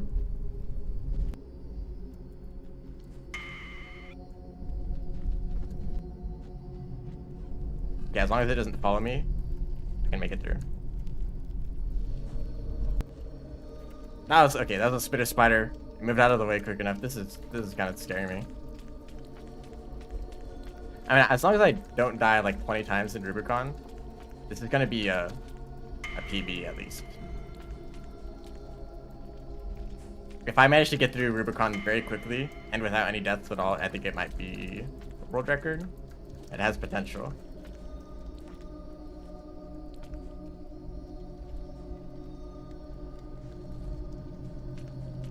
I might have to not read chat at all. But I really want to focus on the speedrun for now, because this is going really well. What is world record? I think it's like 59.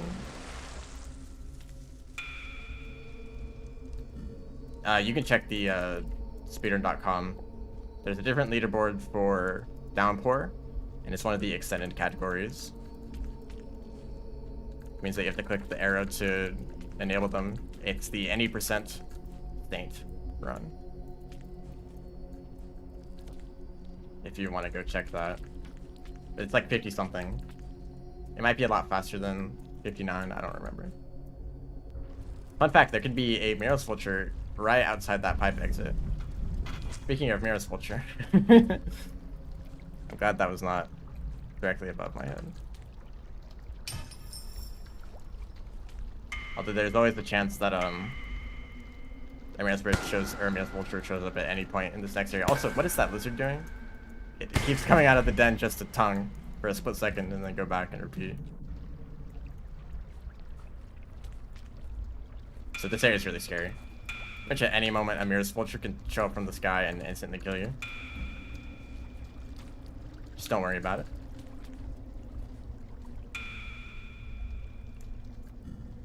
I guess if I'm up there, then there's an even higher chance that I die instantly, but that went pretty well. Although I'm not in a safe zone yet. I want to try to use my tongue as much as possible. Is that a... Okay, I think that was just a few particles.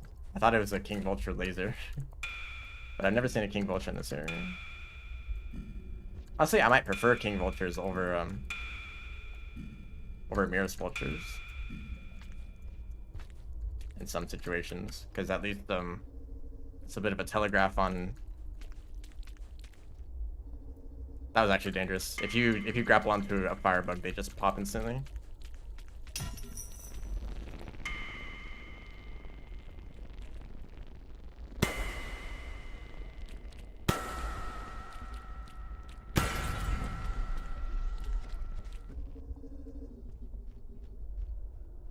There's a bit of a telegraph on King Vulture's attack. Unlike Meros Vultures, who are always in a state of attack.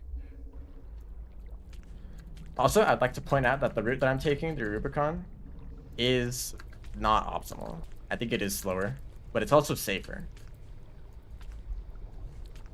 The other route that you can take on the right side goes through another room that puts you at risk of dealing with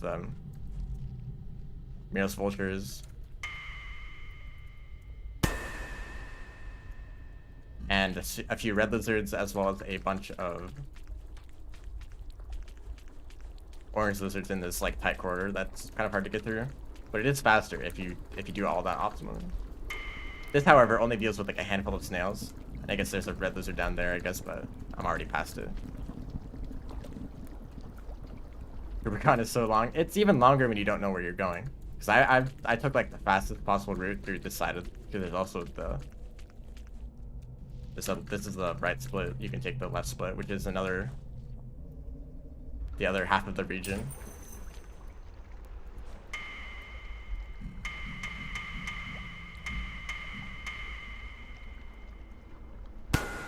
And I'm taking like the optimal route of path of rooms through the area. If you don't know where you're going, you spend a lot more time down here.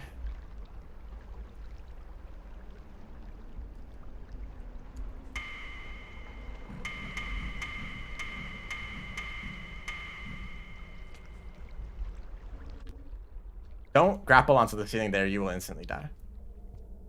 Because you only have no choice but to jump out of the grapple, and you jump into the lava. I would not recommend it. I have done it before in a practice run. This is the kind of situation I'm talking about.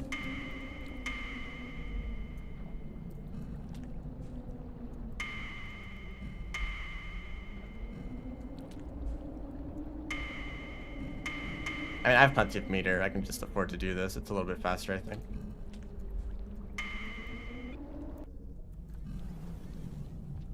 There's like one room that's dangerous. And it's the next one right here. There's some cyan lizards and DLLs.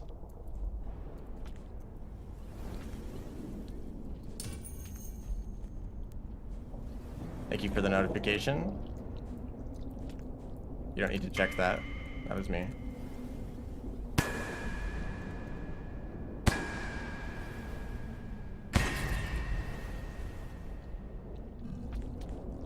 There could be a DLL right here. It just moved to the side.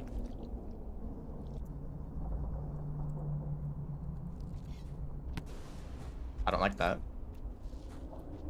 I really don't like that, actually. That means there's probably an angry firebug somewhere. You might want to kill me. Hopefully not up here. Oh, it's also raining. Both of my attempts have had just enough time to make it through this area before it starts raining. But I think that's gonna be it. This is pretty much, the rain doesn't affect you here, and I'm safe now, so I think this is a world record. Because it's only 52 minutes in.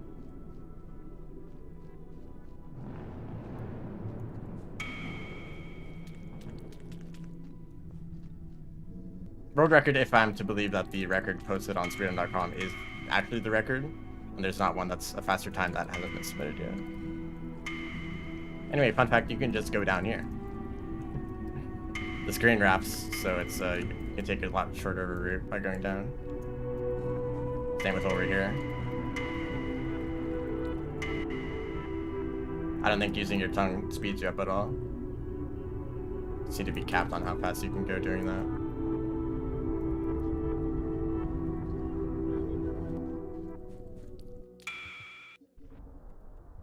Time stops when the screen starts scrolling.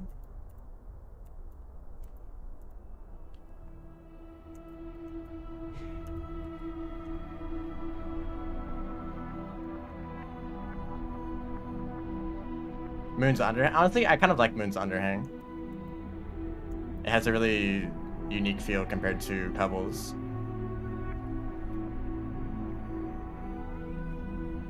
That's it. That's a really good time. Oh, I forgot to split last time, but we're entering Rubicon, but that's like 26 seconds or 26 minutes saved. That's great. We're just gonna hang out here. Actually, it might be worth it to complete the run because I have a lantern in my stomach right now, and if that carries over into next run, then I'd save some time by not having to pick up the lantern there. Although this ending sequence takes forever. I'm also going to lower the volume of the game a little bit. That's great. This is what I was talking about, how the most of the time loss in this run is just from deaths. and I didn't die at all. Or maybe I did die and it didn't lose me too much time, but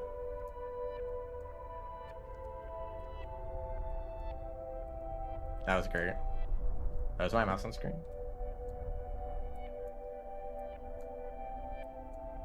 The problem now is if I want to get a better time, it means that not only do I have to never die, but I have to actually move optimally and efficiently. Because there's some points where you want to like slow down a little bit to be safe, but if I do that again, then I'm just gonna get the same time. I mean, of course, there's a little bit of RNG. Sometimes creatures got in the way, like that red centipede. I can't believe I made it past that still. The other centipedes and farm rays,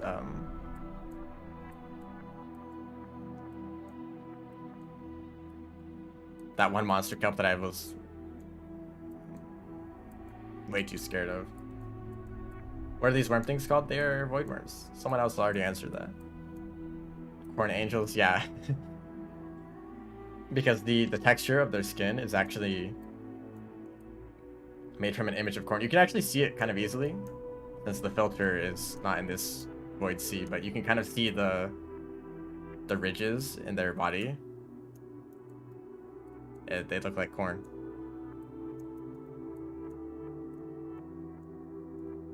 It's actually a little bit harder to see when they're up close, like this one.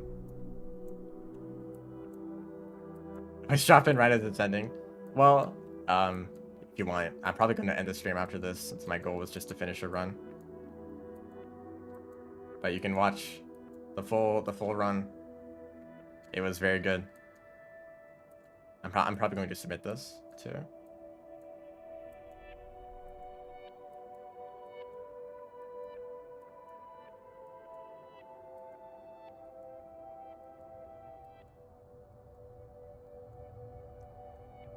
Something that kind of confuses me about this area, the like sound effect that plays when the void worms are in the background, it starts playing now.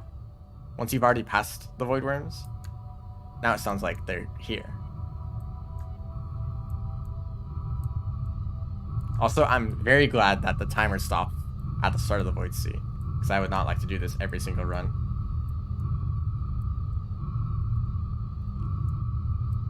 Just watch the record being broken. Okay, so world records are very easy to get right now if you are decent at the game, because Downpour just came out. Well, just as in a few months ago, but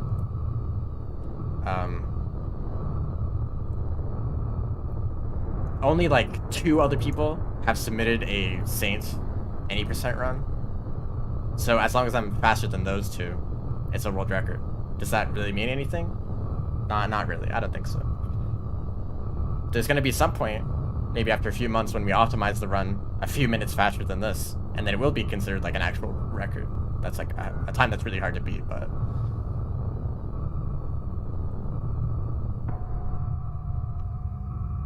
corn. Be gone, corn.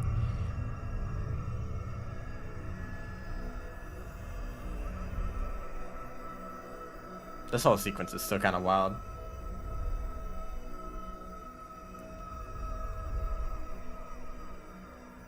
Actually, you don't have to rewatch the stream. You can see it through these images, right? This gives a clear enough view. That's where I was dealing with the snails. That's when I okay, I guess that showed up. That was wormgrass, farm rays. X symbol again. I don't know why that's showing up so much. Did I get to the end so fast that it couldn't even take enough screenshots to fill out that whole sequence? That's kind of funny.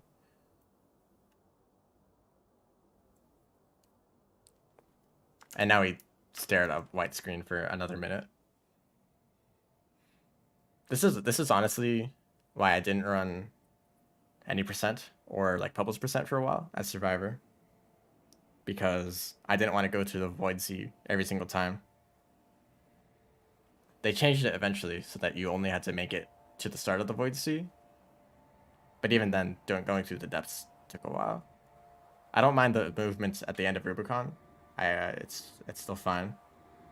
But then you know, if you actually want to finish the run, you have to go through such a long sequence. It's kind of annoying.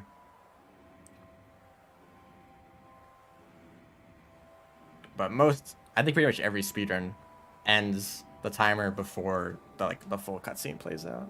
So this isn't really a problem most of the time. Other than Hunters. Yeah, Hunter still doesn't have like a different ending. It's still just Ascension.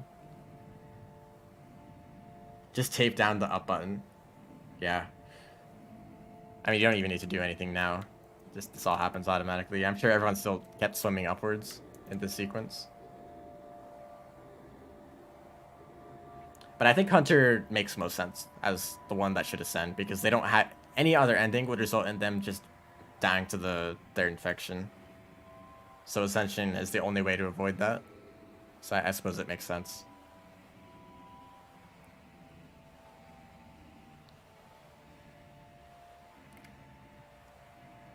I guess the ideal ending is if they could be cured somehow, but that's some kind of alternate universe where Pebbles discovers a way to actually get rid of the rot. That'd be amazing, actually. If there's some sequence of events that you could do throughout the timeline so that Pebbles would learn how to cure the rot and then not collapse in future timelines. If someone wants to make a mod of that entire alternate universe, go ahead. It'd be pretty cool. But that's also like just as much effort as making the entirety of Downpour. You think that Hunter's canon ending is dying to the rot? I mean, whatever you see in Gourmand's playthrough, since you can't see the Hunter Longlegs, right? It's it's kind of up in the air, you know? It depends on whatever you do, and usually whatever you do isn't canon, right? If you eat Moon's neurons, she's still gonna be fine in later playthroughs, right? I'm giving Andrew ideas. So I'd say since Hunter's End is based on your actions, it's probably just like up in the air, like we don't know, up to interpretation, and the fact that you can see the Hunter Longlegs is just kind of a cool Easter egg and not necessarily what exactly happened. Am I talking to someone else? Yes. I am streaming on Twitch and YouTube. There's a decent amount of people over on YouTube also chatting. So I can, if you want to head over there and talk to them for like a minute, because I'm about to end the stream, you can. But yes, I'm always streaming on both platforms.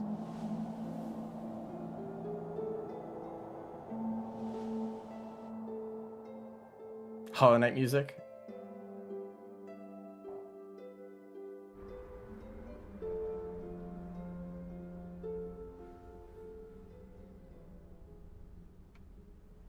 I think this music was originally intended to play during the normal credits sequence.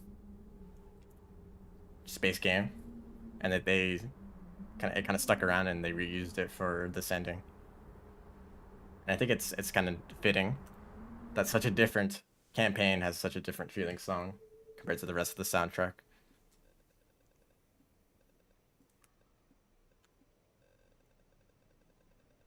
Feel bad for my internet and computer for streaming twice at the same time. It actually was a problem for a while. If you look back at on my channel to see all the VODs, some of them are duplicated because the OBS crashed like halfway through, so it ended up creating 2 VODs. But after like messing around with some settings, it's not really a problem anymore.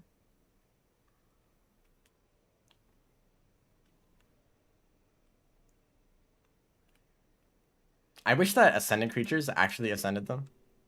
Because if you stick around in one area, ascending every single creature you see, they're just gonna respawn like normal. It's not actually ascending them.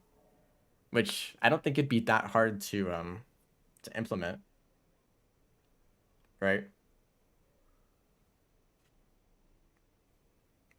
Because like lineage is already a thing where creatures can be replaced by different creature types.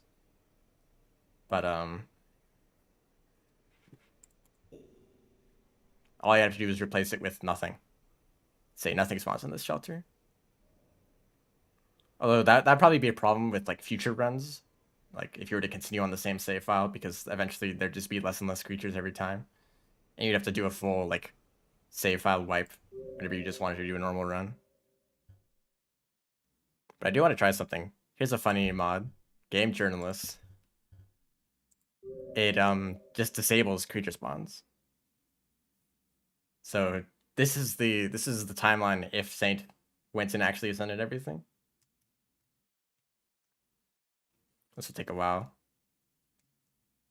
So yeah, this is the mod for game journalists who actually want to play the game. But the reason I got this mod is because it's really good for practice.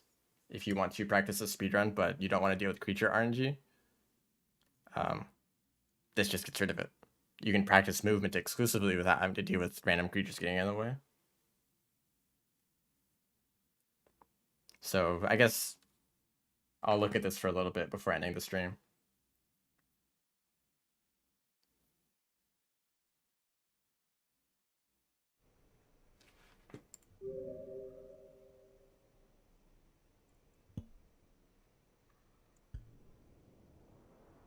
It's not on the workshop. Yes, every mod that I have and that most people are using, you can find them all in the workshop.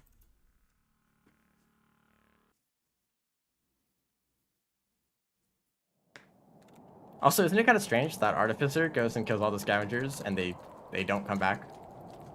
Like, aren't they also in the cycle? And in one single hold up, let me remove this. In one single Artificer run, they are gonna respawn. They're just gonna keep coming back. But then once you go to Hunter's campaign and Survivor's campaign, suddenly the scavengers are gone all of a sudden. Although that starts discussion of what exactly the cycle is, and if it changes based on your perspective. I already had a lantern. So you can see there, that's why I actually finished the last run, so that I would start with a lantern. But it saves like a second to go down and like grab the lantern.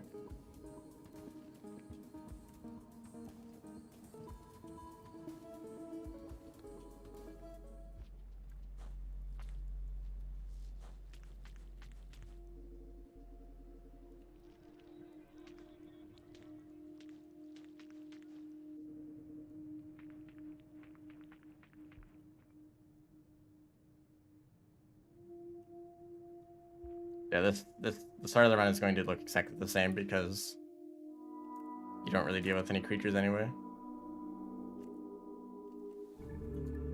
So this is where it starts to look different. I've actually kind of considered making a video about this. Thank you, YouTube chat, for not showing me messages for like a minute. So I have some things to catch up on.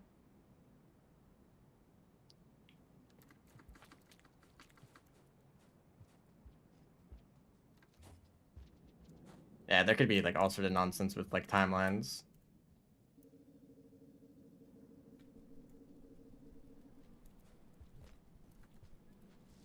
And also, it does make sense that killing the Scavenger King does actually remove the Scavenger King, even if they do come back because of the cycle. You know, eventually they don't know who it is. It could be any one of us.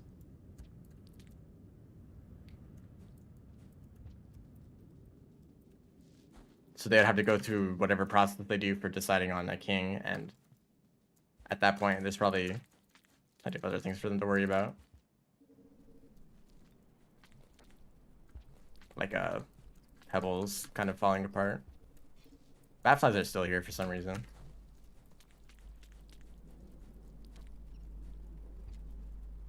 So there's something kind of eerie about this, isn't it? There's just no creatures here at all. This whole area is just completely empty. There's a few like Batflies and like random bugs. There's nothing. No creatures.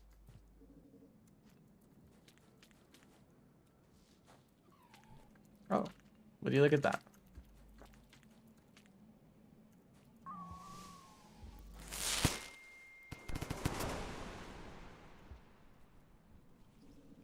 This whole area is just empty.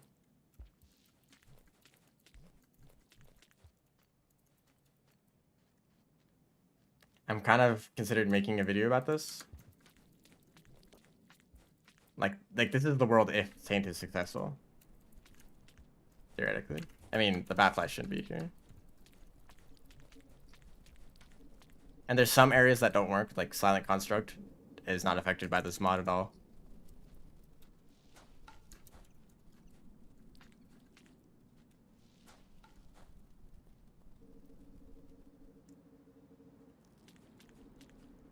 Just kind of has an interesting atmosphere of just wandering across a completely abandoned world. Not even like any ecosystem left.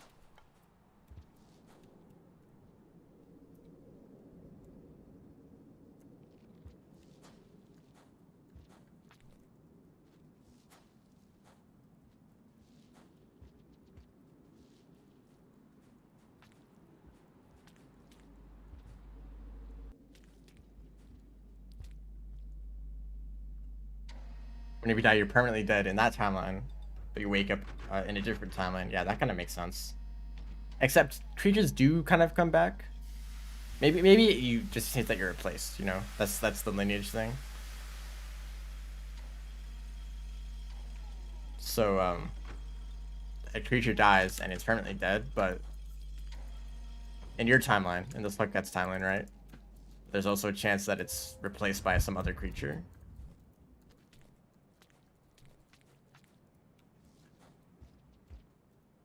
I don't know. Not exactly sure how that works.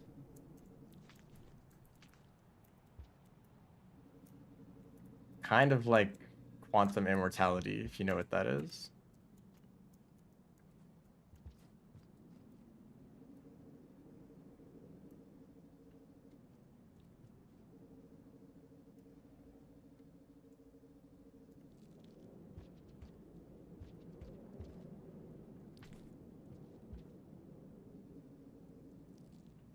I think that's what it's called.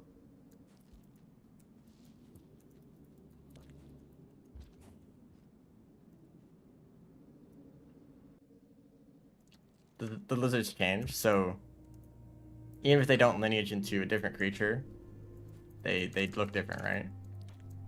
Because they all have like recognizable different features.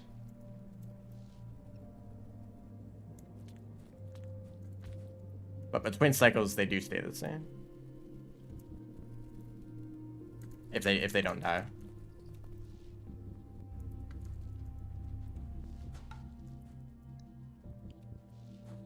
Oh, these guys are still here. Let's see if this works. Nope, no vultures. They're gone. Too cold. There's a chance that there's still creatures in here.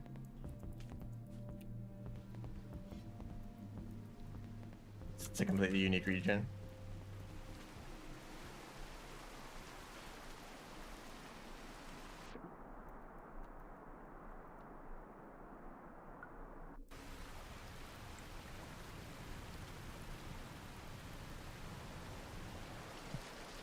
Wow. Oh wait, I go the other way.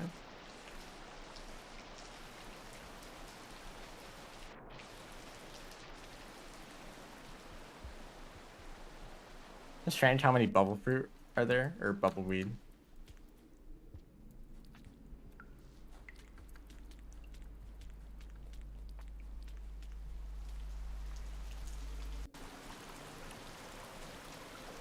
Somehow I went back from that.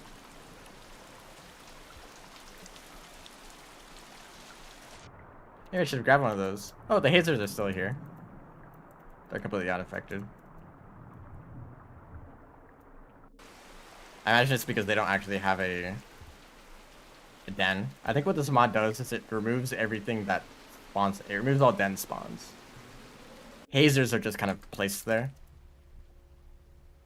Like they don't move around much, so they can't originate from a shelter. So they aren't removed by this mod. Same with vulture grubs.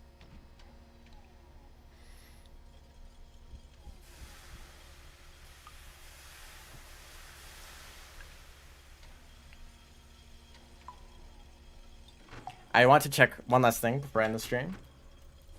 I wanted to see if stowaways are still here. Because they are in a kind of weird state. where they're not really creatures that can move around, or that they also don't originate from a den. They just kind of sit there. They're more of like environmental hazards instead of creatures, although pole plants are removed. But they do originate from a shelter. Pole plants and kelps.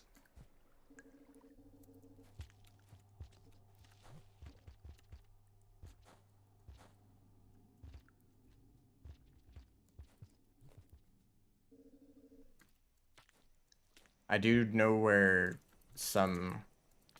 Hey! They do still exist. See if I can activate it. I can find a rock.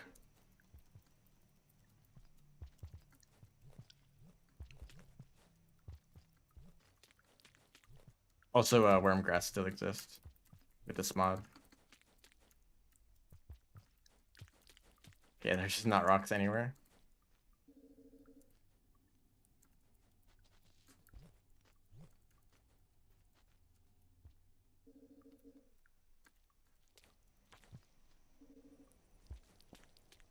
Yeah, I think there's a little bit more to Ascension, considering the ending cutscenes for Survivor and Monk. So if you've never seen a stowaway, this is what they look like when they're active. I believe if I touch this... Oh? Oh, it kind of notices me. But most of the time they're unactive and they just kind of sit there and do nothing. But they'll release these kind of like tendrils that can catch things. Although it doesn't seem to be very good at doing that. Go to the other room where there's a lot more of them. I guess I am moving under it pretty quickly. So maybe it needs a while, but I thought that it would activate instantaneously when it notices me.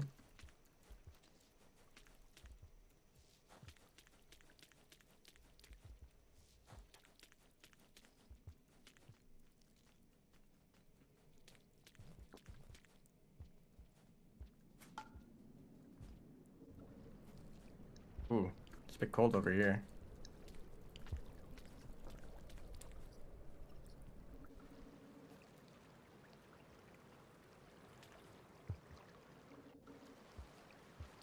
I think this should be the right way.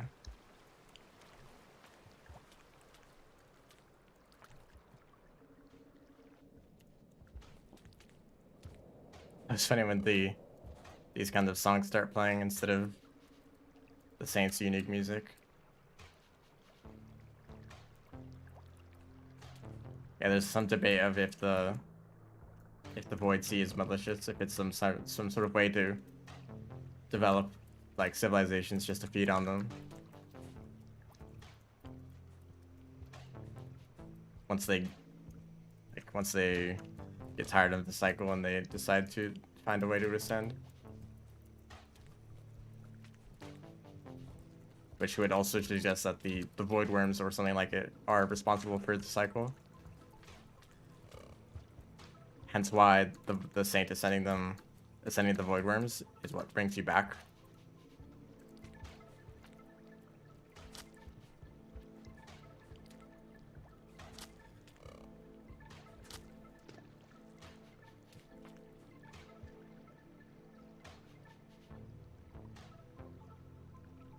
Yeah, I think it's clear that the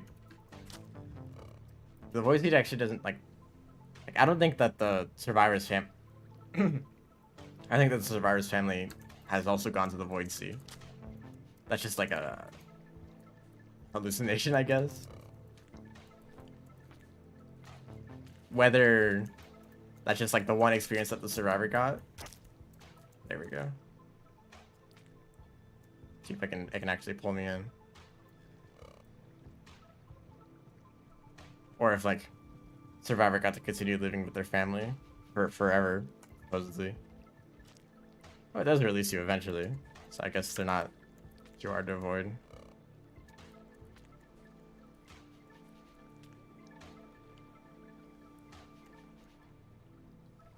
So we're gonna actually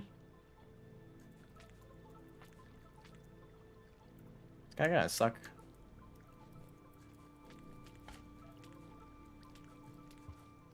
Oh, that one. This one is active. This is what they look like when they actually... Unless it's dead. Hello?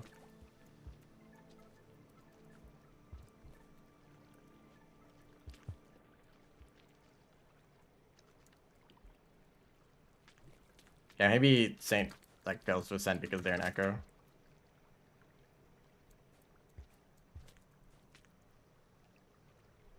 Like like it's not surprising that people never see these guys because they don't seem to do anything.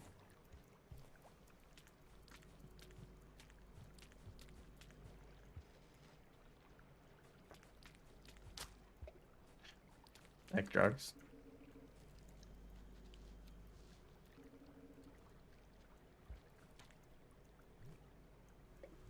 Nah, they don't seem to be interested.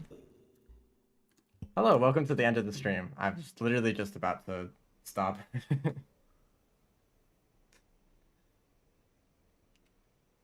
I mean, since I'm ending the stream, you can immediately go back and look at the VOD. Because I've already completed the speedrun.